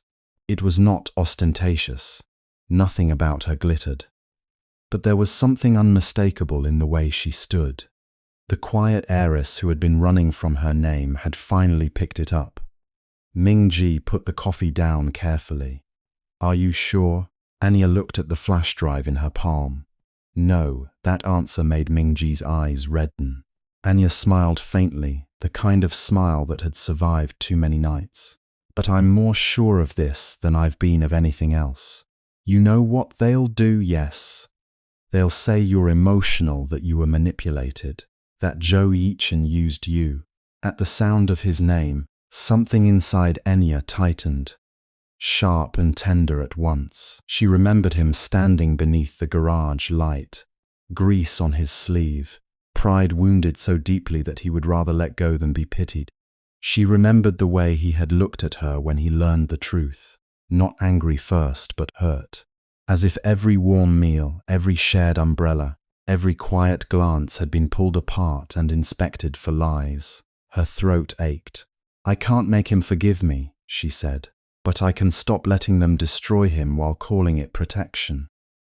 Ming exhaled, then reached into her bag and took out a slim folder. "Then you'll need this too." Anya opened it. Inside were printed copies of supply chain emails, internal approvals, and procurement exclusions. Names circled in red. Quinn manager's signature appeared again and again, attached to vendor blacklists, disguised as quality control measures. Smaller garages cut off from parts. Independent mechanics denied certification access. Bids rejected before review. The language was clean, legal, bloodless, but beneath it was a pattern of strangulation. Anya's fingers tightened over the paper. "These came from someone in compliance," Ming-Ji said softly. "They're scared, but they said if you really plan to speak today, they don't want you walking in with only one knife." Anya gave a breath that might have been a laugh if it had not hurt. "One knife. In that room." Ming-Ji's voice shook. "You'll need 10. At 10 o'clock, Lin Automotive Group's top-floor conference hall was full. It was not a public shareholders meeting, not officially. It was a strategic alignment session attended by board members, legal counsel, family representatives, and carefully selected executives. But somehow, photographers from 2 financial media outlets were already waiting downstairs. Somehow, a rumor had spread that Lin Anya, the low-profile heiress, would confirm her engagement to a Shen family heir and reappear as a stabilizing figure in the corporation. Somehow, Anya entered through the side corridor. Conversations thinned, heads turned. She felt every gaze land on her. The curiosity of executives, who had only known her as a name on succession documents. The disdain of relatives, who thought she had embarrassed them. The calculation of men, who were already deciding whether she was weak enough to be used. Lin Wenhai sat at the head of the long table. His suit was dark, his hair silver at the temples, his expression carved from the same material as the city's towers. Beside him sat Lin Zhenyu, smiling with the mild warmth of a man who enjoyed watching storms from indoors. Shen Rulan was there too, dressed in cream. Elegant and composed. She was not the fiancée, but she was the envoy of that world, the smiling witness, the one who would later tell everyone that Anya had acted irrationally if things went wrong. Anya took her seat. Her father did not greet her. He only said, "You're late." "I'm on time," she replied. A flicker passed through the room. Not because the words were rude, they were not, but because Lin Anya had answered him in front of others. Lin Wenhai leaned back. "We have much to discuss. Your absence has created unnecessary speculation. Today, you will clarify your position." Lin Zhenyu smiled. "The market dislikes uncertainty, Anya. So does family." Anya looked at him. "Which one are you speaking for?" The smile remained, but his eyes cooled. A legal advisor began reading from a prepared statement about continuity, personal maturity, and strategic union between families. The phrases were elegant enough to be printed in a glossy magazine, empty enough to suffocate a life. Anya listened until he reached the line confirming her mutual intention to enter formal engagement discussions. Then she stood. The legal advisor paused. Lin Wenhai's eyes sharpened. "Sit down." Anya placed the flash drive on the table. The tiny sound it made against the polished wood seemed louder than it should have been. "I won't be confirming any engagement," she said. This time, the room did not merely quiet, it froze. Shen Rulan's gaze lifted slowly. Lin Zhenyu's smile disappeared for half a second before returning in a thinner form. Several executives looked immediately at Lin Wenhai, waiting to see what emotion they were allowed to have. Her father's voice lowered. "This is not the place for childish rebellion." "No," Anya said. "It's exactly the place. Because the lie was going to be public. So the refusal should be public too." A board member coughed. Someone whispered her name. Anya picked up the remote and connected the flash drive to the conference system before anyone moved to stop her. The large screen behind her, intended for projections of quarterly growth, flickered. For one brief second, her reflection appeared in the black glass, pale, calm, terrified. Then the first document opened. Internal communications. Engagement strategy. Media sequencing. Reputation containment. Reduced to an asset. Zhou Yichen's name. Reduced to a liability. She heard the smallest intake of breath somewhere to her left. Anya did not look at her father. If she looked too soon, the old daughter in her might still flinch. "This plan was prepared without my consent," she said. "It details an arranged engagement announcement intended to erase my personal relationship and discredit an ordinary citizen who has committed no wrongdoing." Lin Wenhai's palm struck the table, if not, but she had lived under his silence long enough. His anger no longer sounded like thunder. It sounded like a locked door she had finally found the courage to open. "No," she said, voice steadier now, "not enough." She moved to the next file. Supply restrictions, certification delays, blacklisted garages. Kin manager's name appeared on the screen. "This is a summary of coordinated actions taken against independent mechanics and small garages over the past 3 years. The official explanation was quality assurance. The actual result was suppression of fair competition in regional repair networks.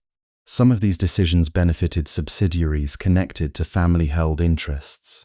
The room broke open into sound. Not shouting. Not yet, but chairs shifted. Papers rustled. Executives leaned toward one another. A director from the audit committee stared at the screen as though it had become a mirror he regretted looking into. Legal counsel whispered urgently. Lin Zhenyu rose halfway from his seat. "These materials are taken out of context." Anya turned another page. A chain of approvals opened. His initials sat beside a routed recommendation. A consulting fee, a shell vendor, a market discipline initiative that conveniently redirected business toward a parts distributor owned through layers of relatives and proxies. Lin Zhenyu went still. For the first time in her life, Anya saw fear touch his face. It did not make her happy, that surprised her.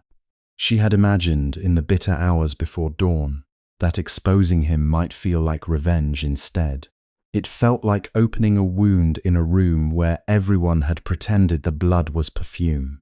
"These records will be submitted to independent auditors," Anya continued, "and to regulatory authorities if the board refuses external review."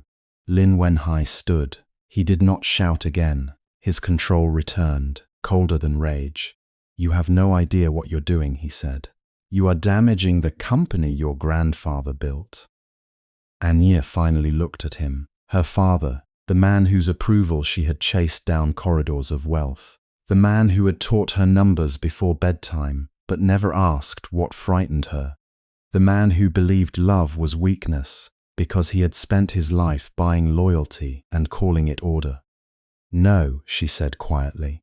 "I'm damaging the part of it that learned to survive by crushing people who couldn't fight back." His face hardened. "You think that mechanic will thank you?" he asked.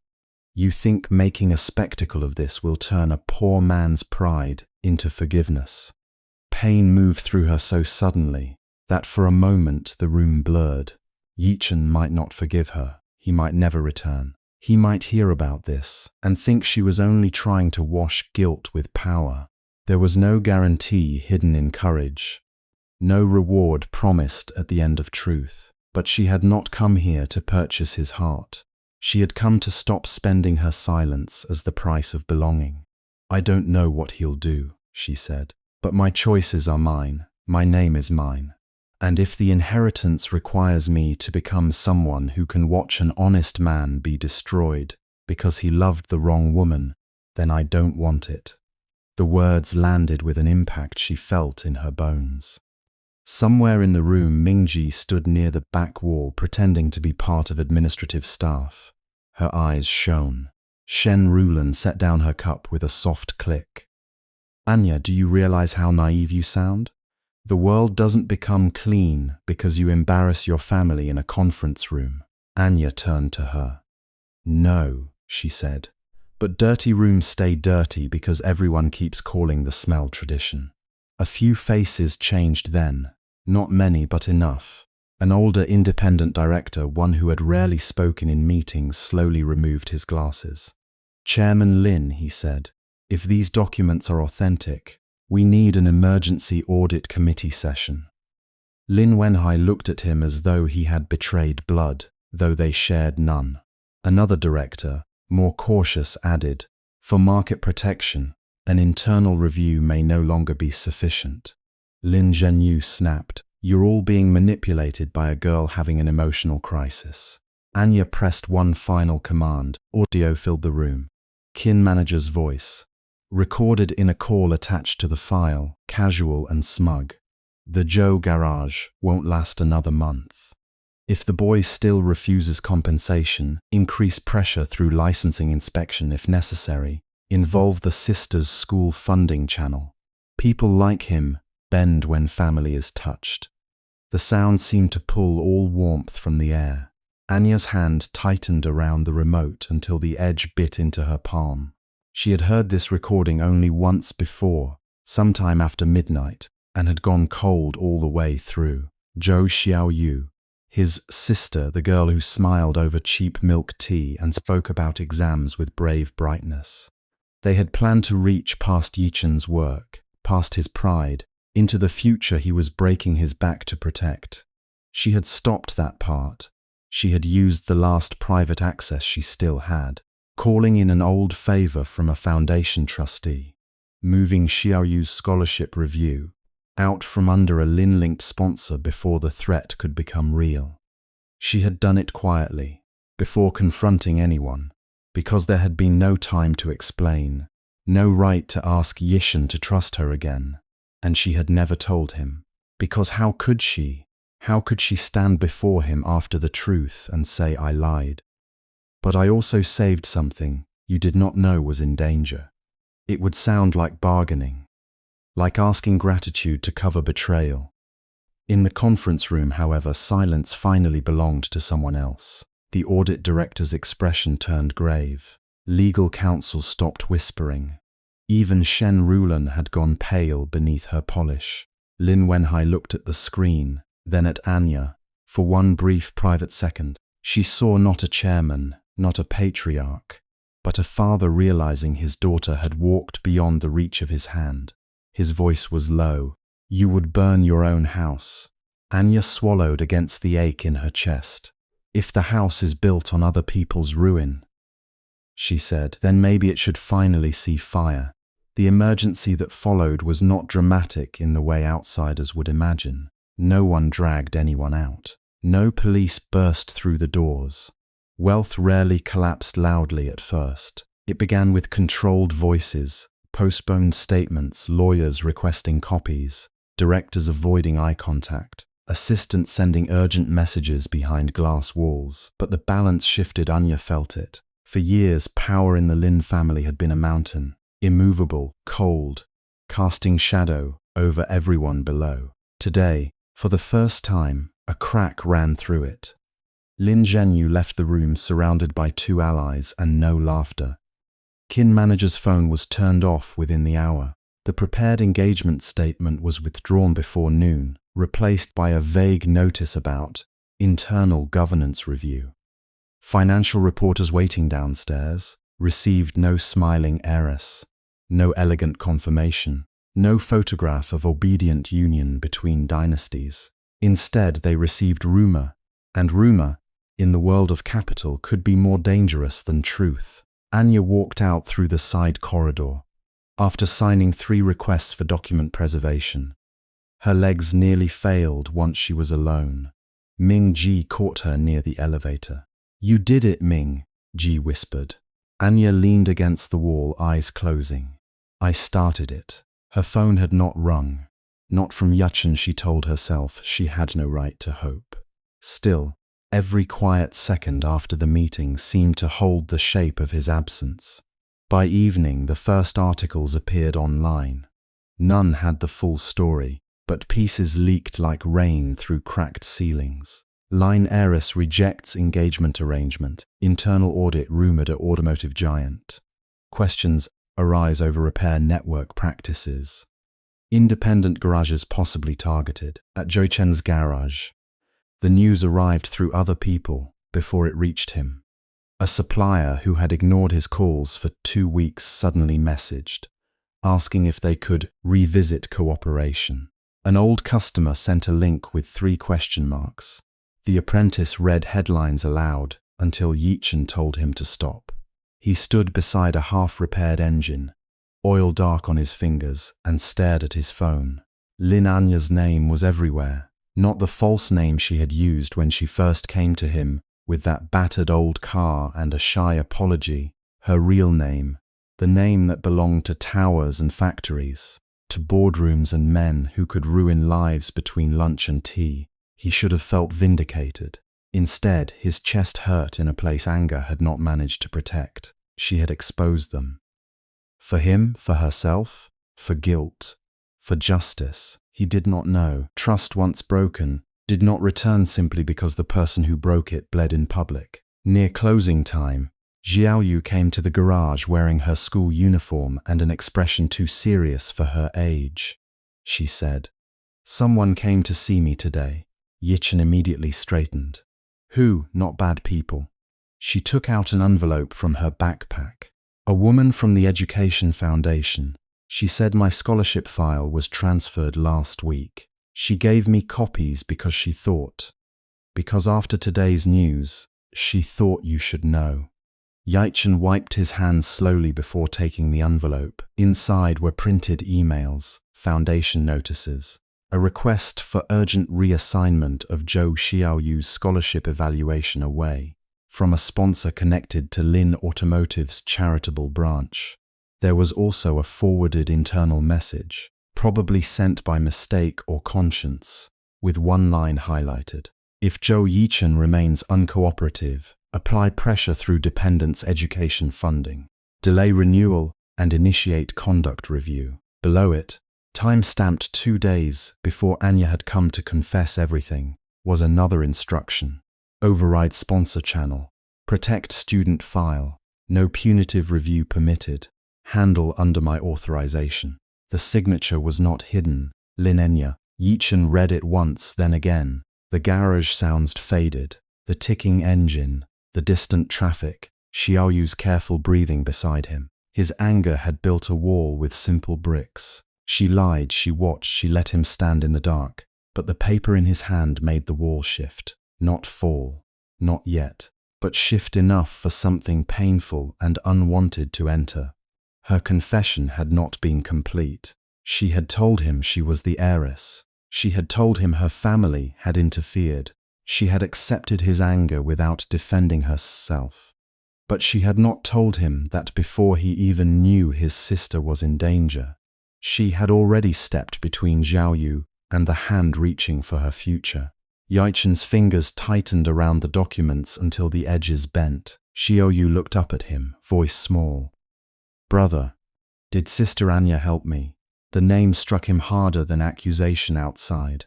The evening wind moved dust across the garage entrance. The city lights came on one by one, cold and golden, belonging to a world he had always distrusted. Yichen stood in the smell of oil and metal, holding proof that the woman who broke his trust had also protected the person he loved most. For the first time since he walked away from her, he did not know whether the ache in his chest was anger, refusing to die, or hope, returning where it had no permission to live. Yichen did not speak right away. The documents lay open on the workbench, weighed down by a wrench and a small bolt cup so the evening wind would not turn the pages. The garage was quieter now that most of the customers had gone, but silence in a place like this was never empty. It carried the faint clink of cooling metal, the smell of engine oil soaked into old concrete, the sound of Zhou Yichen sweeping in the back with slow, careful strokes as if she were afraid. A louder movement might break something fragile between them. He had thought anger would be simple, clean, a thing he could hold in both hands and aim somewhere. At Lin Anya, at her lies, at the world that had always reached down and rearranged his life without asking. But the papers told a different story. They showed a chain of calls, quiet interventions. A request buried under formal language that had redirected a supplier's inspection away from his garage after kin manager had tried to label his business non-compliant. A note from an internal department that had prevented an anonymous complaint from becoming an official fine. A payment refused, an arrangement cancelled, a recommendation made, then deleted, then made again under another name, and one line, small enough to be overlooked if someone was not already breaking apart while reading it. Any direct pressure on Zhou Yichen's sister is to be avoided, not erased, not solved, just delayed, restrained, redirected. As if someone had placed her body between his family and a blade, and done it in silence because speaking would have made everything worse. He looked up at Zhou Yichen. She had stopped sweeping and was standing with the broom pressed lightly against her shoes, eyes wide and anxious. "Brother," she said again, softer this time. "Did Sister Anya really help me?" He hated the way his throat tightened at the word help. He hated even more that he knew the answer. "She did," he said at last. Zhou Yichen's face changed, not into relief exactly, but into the kind of confusion children got when adults' cruelty and kindness arrived wearing the same face. "Then why did you look so angry?" Yichen nearly laughed. But the sound would have been too bitter to deserve that name. "Because she helped us while lying to me. Because she saved what mattered to me, and still let me believe I was alone. Because every piece of mercy she gave came wrapped in deception so tight, he could not tell whether he had been protected or handled." He crouched, resting one elbow on his knee, and met his sister's eyes. "Go inside and do your homework," he said gently. "I need to think." Zhou Yichen hesitated. "Are you going to be okay?" It was a child's question, but it struck him with the force of an accusation. He had always been the one who answered that question for others. Now he could not even answer it for himself. "I'll be okay," he said, and because she needed to believe someone, she nodded and disappeared into the small room behind the garage curtain. When she was gone, the silence returned more heavily than before. Yichen leaned over the papers again. His eyes kept catching on the tiny details that changed their meaning. Lin Anya had not simply hovered near him like a rich girl seeking a taste of hardship. She had quietly stood between his family and consequences more than once. She had seen the pressure closing around him and tried to soften it without ever claiming credit. Why not tell him? The answer rose too quickly, too painfully, because she had been afraid. Afraid of being exposed, afraid of her family, afraid that if he knew the scale of her world, he would hate her before she had a chance to explain. Afraid that the truth, once spoken, would not be protection anymore but a weapon. He remembered her expression in the storage room when she finally admitted who she was. Not proud, not smug. She had looked like someone standing on the edge of a cliff, offering up the last thing she had and waiting to be pushed. He had been too furious to see it then.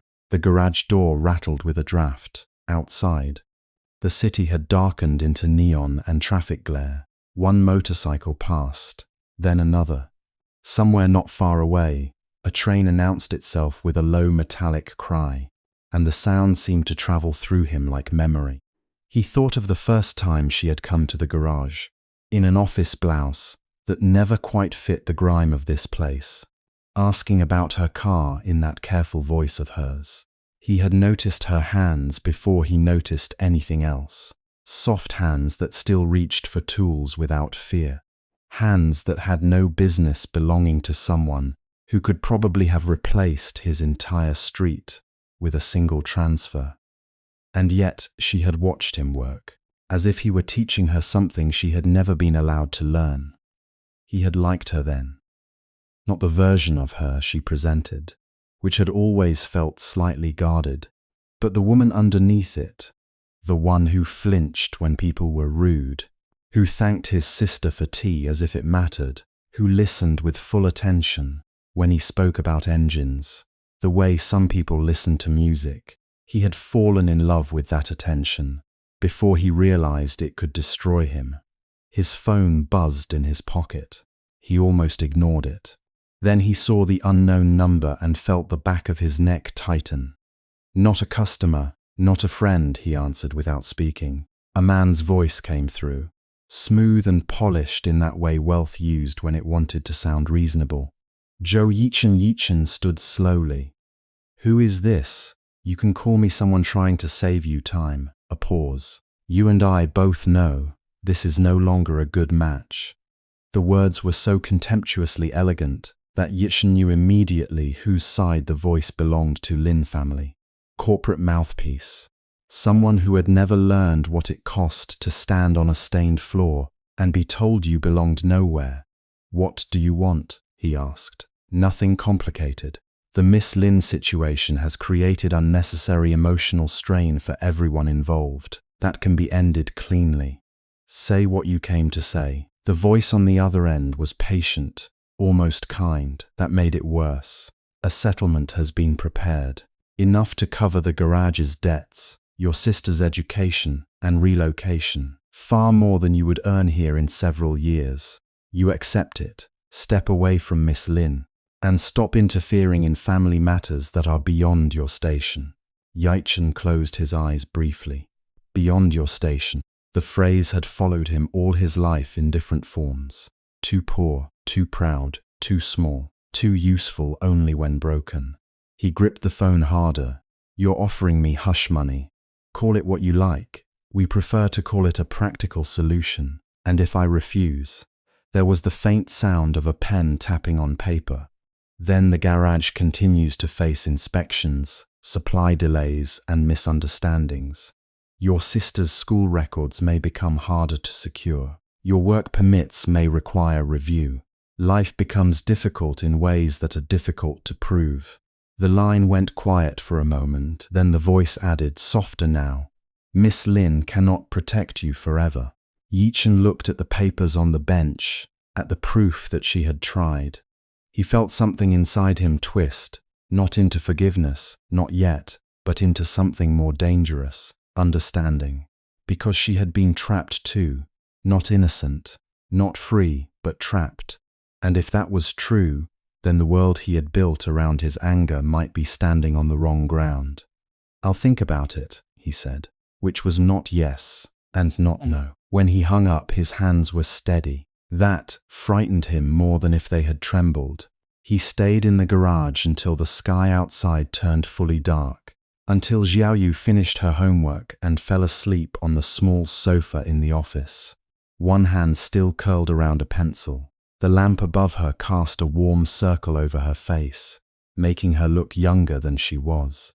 Yichen covered her with the thin blanket and stood there for a while, listening to her breathing. Whatever he decided, it would not be only about him. That was always the trap. People with money called it choice.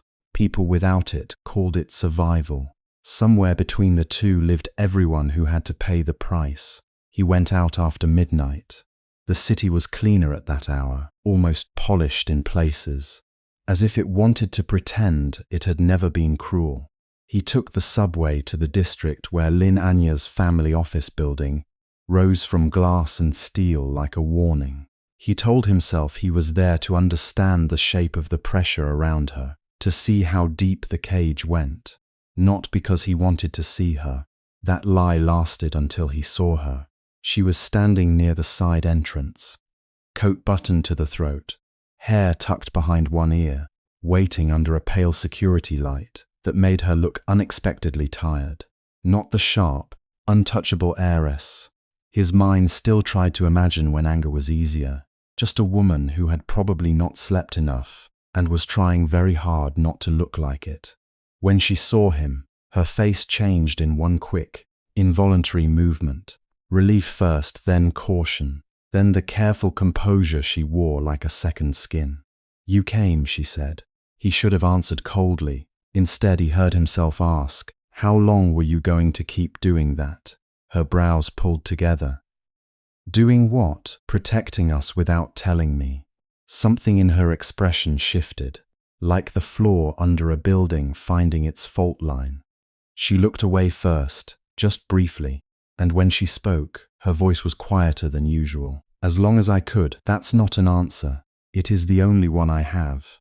He stared at her, waiting for the polished excuse, the strategic explanation, the kind of story powerful people told when they wanted their mistakes to sound like sacrifice.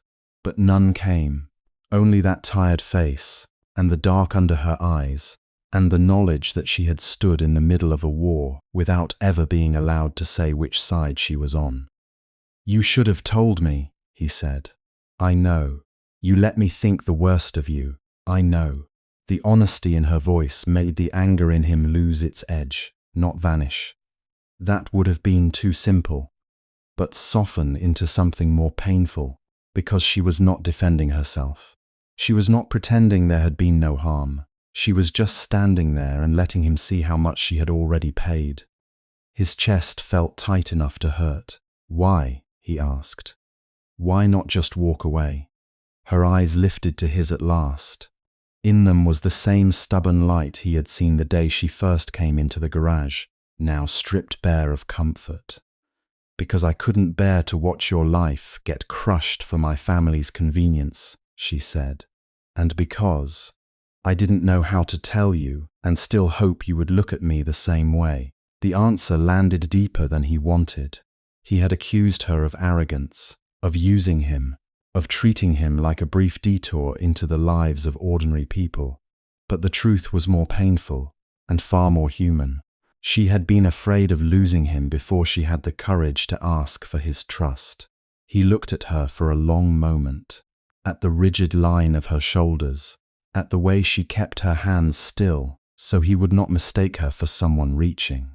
He thought of Xiaoyu asleep under a blanket at the garage, of the hidden payments and delayed inspections, of the phone call offering money like a bribe and a threat dressed as mercy. He should have walked away then. It would have been clean, proud, safe. Instead he asked, "Did you really mean any of it?" Her breath caught. "Yichen, did you?" he repeated. And this time there was no anger in the question, only the terrible risk beneath it. For a second she looked like she might cry, but she held it back. "Yes," she said. "More than I knew how to survive." He did not touch her, not yet. The distance between them seemed full of everything that had happened and everything still waiting to happen. But when his phone buzzed again in his pocket, and he saw the same unknown number, he knew before answering that the next voice would not be kind. He took the call. The man on the other end did not bother with greetings this time. "The offer remains open, Mr. Zhou. Accept it tonight and disappear. Refuse and consequences will follow." Yichen looked past the office glass, past the city lights, to where Lin Anya stood watching him with fear and hope mixed so tightly together that neither could stand alone. He tightened his grip on the phone. The money could save him. It could save Xiaoyu. It could buy silence, safety, distance. And it could also mean believing the family, who had already used every other weapon they had. He had spent too long learning how to survive by distrusting everything rich people touched. Now the woman he loved had become the exception, the wound, and the reason he could no longer be sure whether trust was foolish or the only thing left worth risking. The voice on the phone repeated, "Well?" Yichen looked at Lin Anya one last time. And for the first time since she had told him the truth, he did not know whether he was standing in front of the woman who broke him or the only person who had tried to protect him without asking for anything in return. He had to decide whether to trust her one last time, and this time the family was offering him money to disappear forever. For several seconds, Zhou Yichen did not answer. The office was too quiet. So quiet that the faint electric hum above his head seemed louder than the storm gathering in his chest. On the other side of the glass wall, Lin Anya stood still. She did not rush toward him, did not shake her head, did not beg. Perhaps she knew that this decision could not be stolen from him. Even by love, that was what made it hurt more. If she had cried, he might have hardened his heart. If she had explained, he might have turned away. But she only looked at him as if she had finally placed every fragile thing she owned in his hands. Her name, her guilt, her truth, and the uncertain possibility that he might still choose to stay. The voice on the phone waited with the calm arrogance of someone used to buying conclusions before the story had finished. Yichen lowered his eyes to the transfer contract on the desk. The amount printed there was almost unreal. Enough to pay off every debt, enough to send Zhou Yu overseas for treatment and study, enough to rebuild the garage twice over, enough perhaps to erase every humiliation he had swallowed in silence. But money had a strange scent when it came from people like Lin Wenhai. It smelled like locked doors. It smelled like being told where to stand, whom to love, when to disappear. His fingers tightened around the phone, and when he spoke, his voice was low, almost flat. "I won't take it." There was a pause on the other end. Then the man laughed softly, not because he was amused, but because he had encountered something inconvenient. "You should think carefully, Mr. Zhou. Pride is very expensive." Yichen looked at the glass again. Lin Anya's eyes had widened, and for the first time that night, something like breath returned to her face. "I know," Yichen said. "I've been paying for it my whole life." The voice cooled. "Then you understand what happens next." "No." Yichen picked up the contract and tore it once down the middle.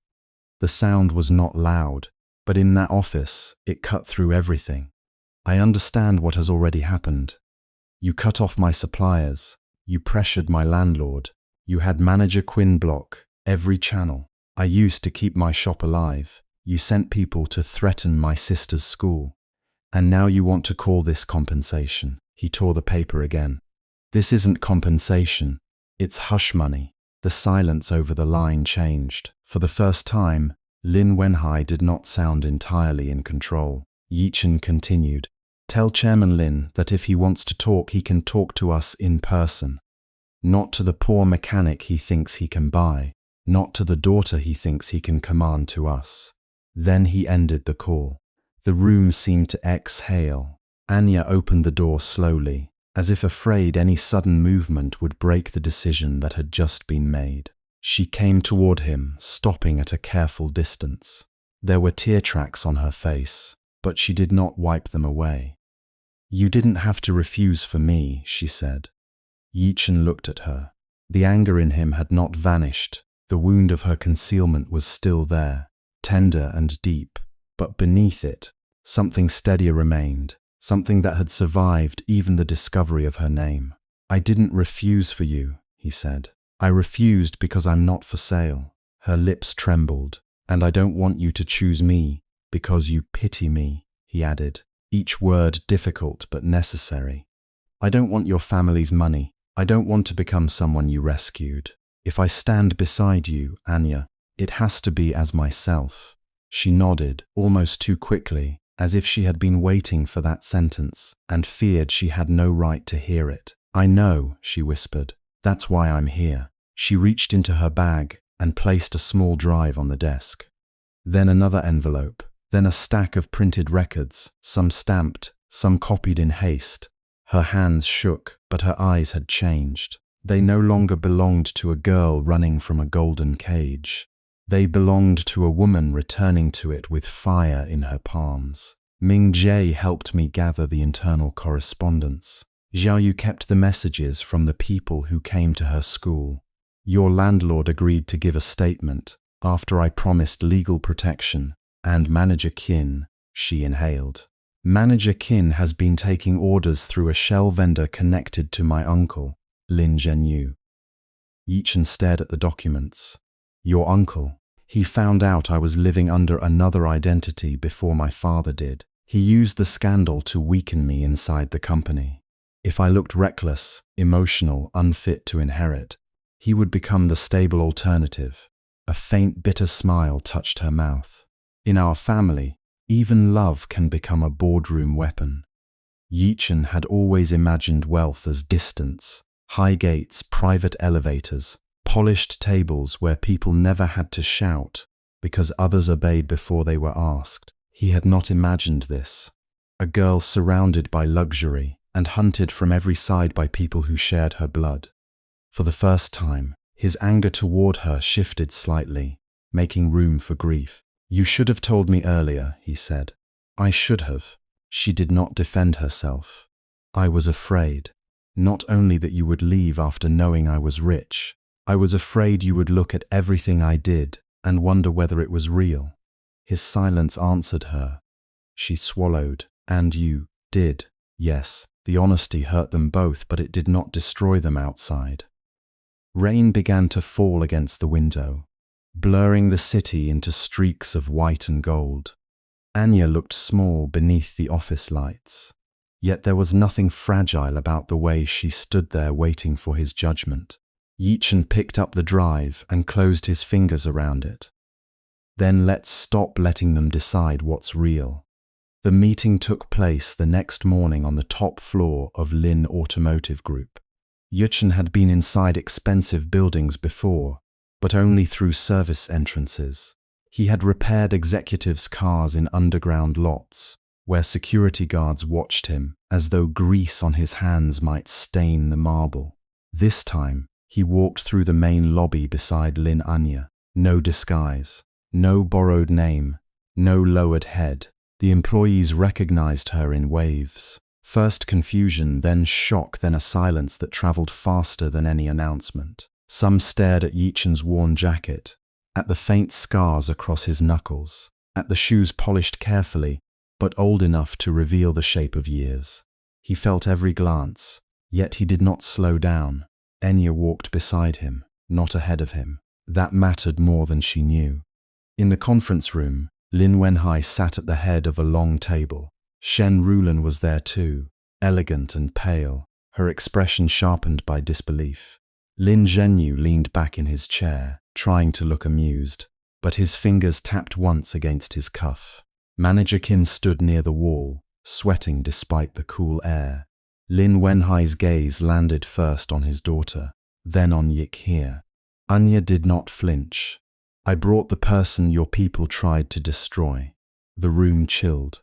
Lin Wenhai's face hardened. Anya, do not confuse personal rebellion with business judgment. I used to think those were separate things, she said.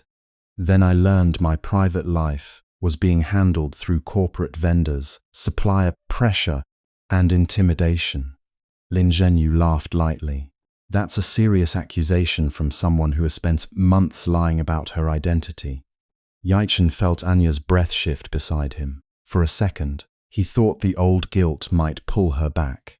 Instead, she opened the folder and spread the documents across the table with steady hands. Yes, I lied about my name. I will answer for that. Her eyes moved from Zhenyu to her father. But I did not sabotage an independent garage.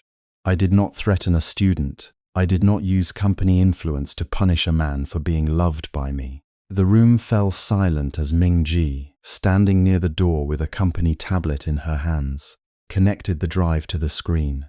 Emails appeared one by one, payment routes. Vendor instructions. Messages coded politely but clearly enough. Qin manager's name surfaced repeatedly. Then Zhenyu's assistant.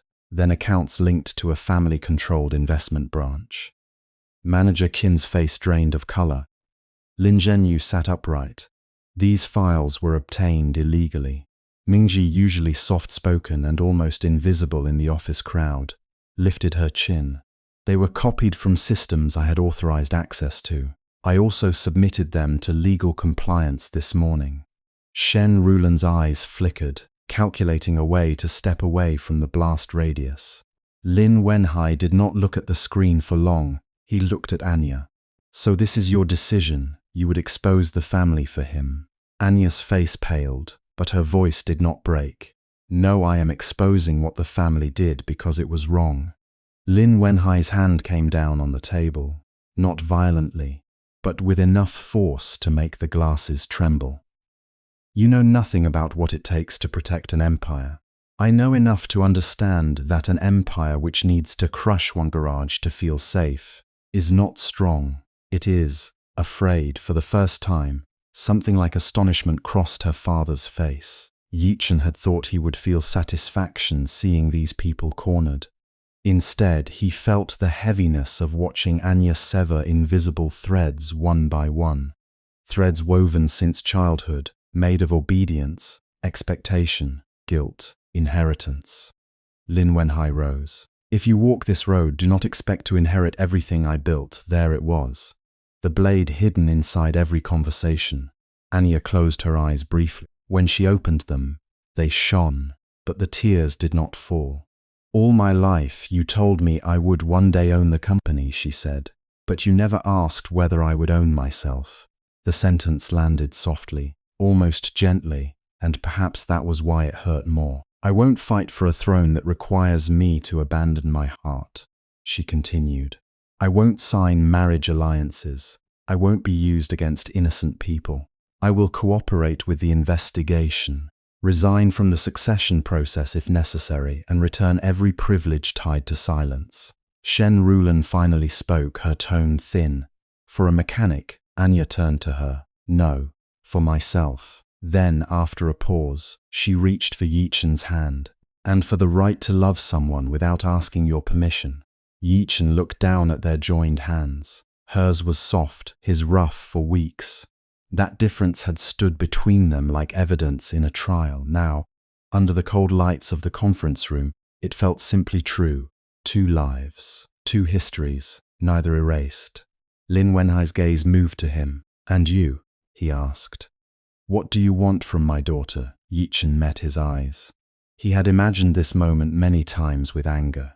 In those imagined versions, he threw back every insult, every humiliation, but standing there, he found he did not need to shout. I want nothing from her that she doesn't freely give, he said.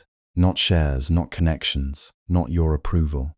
I want to be able to stand beside her without being treated as a stain on her name. Lin Wenhai's mouth tightened. Yichen continued. You think people like me dream of climbing into your world? Maybe some do, I don't. I have my own world, it's smaller. Yes, harder, sometimes cruel. But what I earn there is mine, what I build there. If Anya chooses to come with me, she comes as Lin Anya, not as an heiress handing charity to a poor man. Anya's grip tightened around his fingers. And if she chooses not to, Yichen said, voice lowering, I will still not take your money. It was the first time Lin Wenhai truly looked at him, not as a problem to remove, not as a poor man to shame, but as a person whose refusal had cost him something, and therefore meant something. The board's emergency procedures began that afternoon. Compliance officers arrived. Manager Qin was suspended. Lin Zhenyu's smile disappeared behind calls to lawyers and allies who suddenly became difficult to reach. Shen Rulan left before the meeting ended, her heels striking the marble with the rhythm of someone escaping a collapsing stage.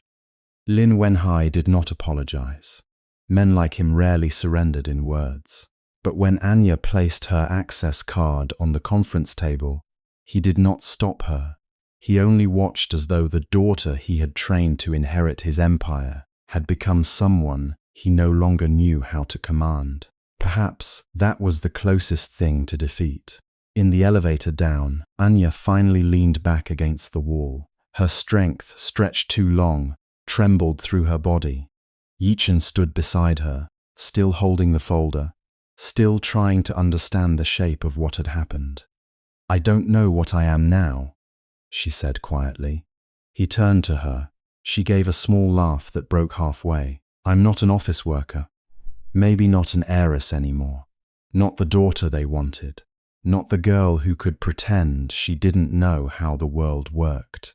Yichen looked at their reflections in the elevator doors. He saw a man who had nearly let hurt turn him cruel, and a woman who had nearly let fear turn her false. Somehow, between those failures, they had found a narrow bridge. "You're Anya," he said. "That's enough for today." Her eyes filled at once. When the elevator doors opened, neither of them moved for a second. Outside waited reporters, employees' consequences, but beyond that, beyond the glass doors, the rain had stopped. The city looked washed and uncertain, as if it too had been forced to begin again. The weeks that followed were not simple. Evidence did not repair a garage overnight. Truth did not erase debt with a tender smile. Anya refused to use family money, and Yichen refused to let her secretly pay suppliers. Through friends they argued over invoices, over legal fees, over whether stubbornness and dignity were sometimes cousins too close to tell apart. Yet, their arguments no longer came from secrets. Zhou Yu returned to school with her head high, escorted the first few days by friends who had once been too frightened to stand near her. Ming Jie helped Anya find contract work in automotive design consulting under her own name, not hidden, not gilded. Some clients avoided her because the Lin family scandal was too hot. Others came precisely because she had walked away. Yichen reopened the garage slowly. The sign was cleaned first. Then the shutters were repainted. Then old customers returned, one by one, pretending they only needed oil changes when really they wanted to see whether he had survived. A taxi driver brought steamed buns. A delivery rider offered to help move tools.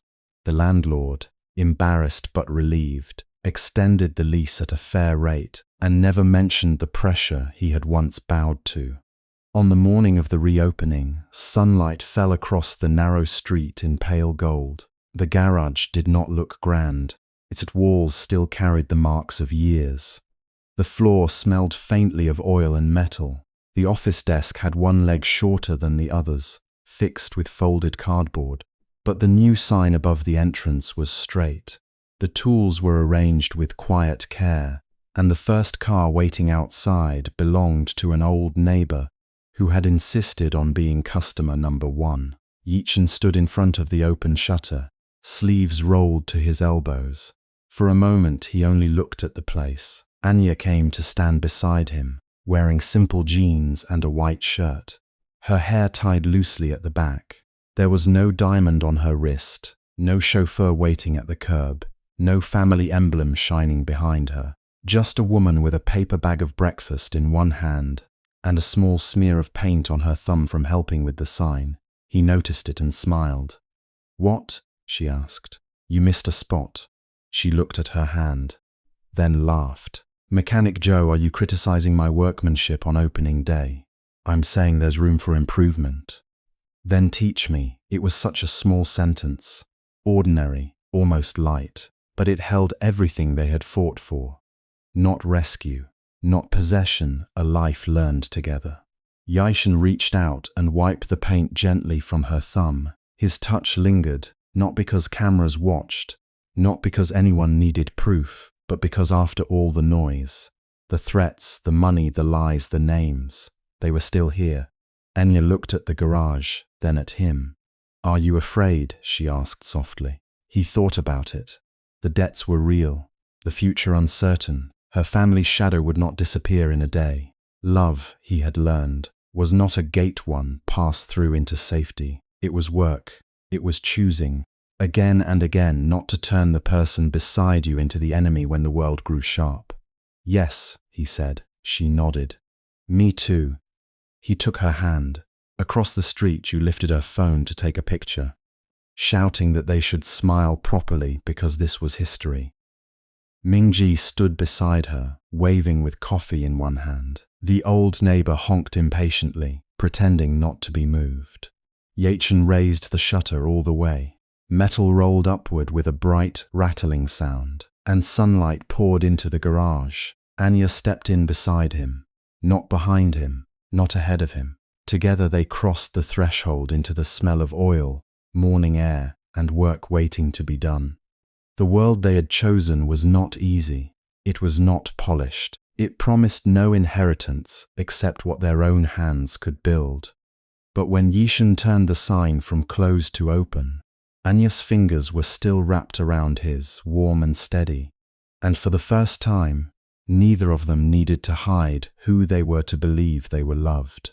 A year later, the garage had a second bay, a used engine hoist, and a hand-painted sign that read Zhou and Lin Auto Repair. No capital letters wasted on pride. Just two names side by side. Anya kept a small notebook behind the counter, filled with sketches of suspension systems and notes in her neat, careful hand. Zhao Yu had grown taller and louder, and she now argued with customers about labor costs, with the same stubbornness her brother once used to refuse extra cash from a stranger in the rain. Mingji visited on weekends, always with coffee, always pretending he only came for the free oil check. Sometimes late in the evening, when the shutter was half down and the street outside had gone quiet, Yichen would find Anya asleep on the old plastic stool, a wrench still loose in her hand. And he would simply sit beside her and wait for her to wake, in no hurry at all, because, for the first time in either of their lives, there was nowhere else they needed to be.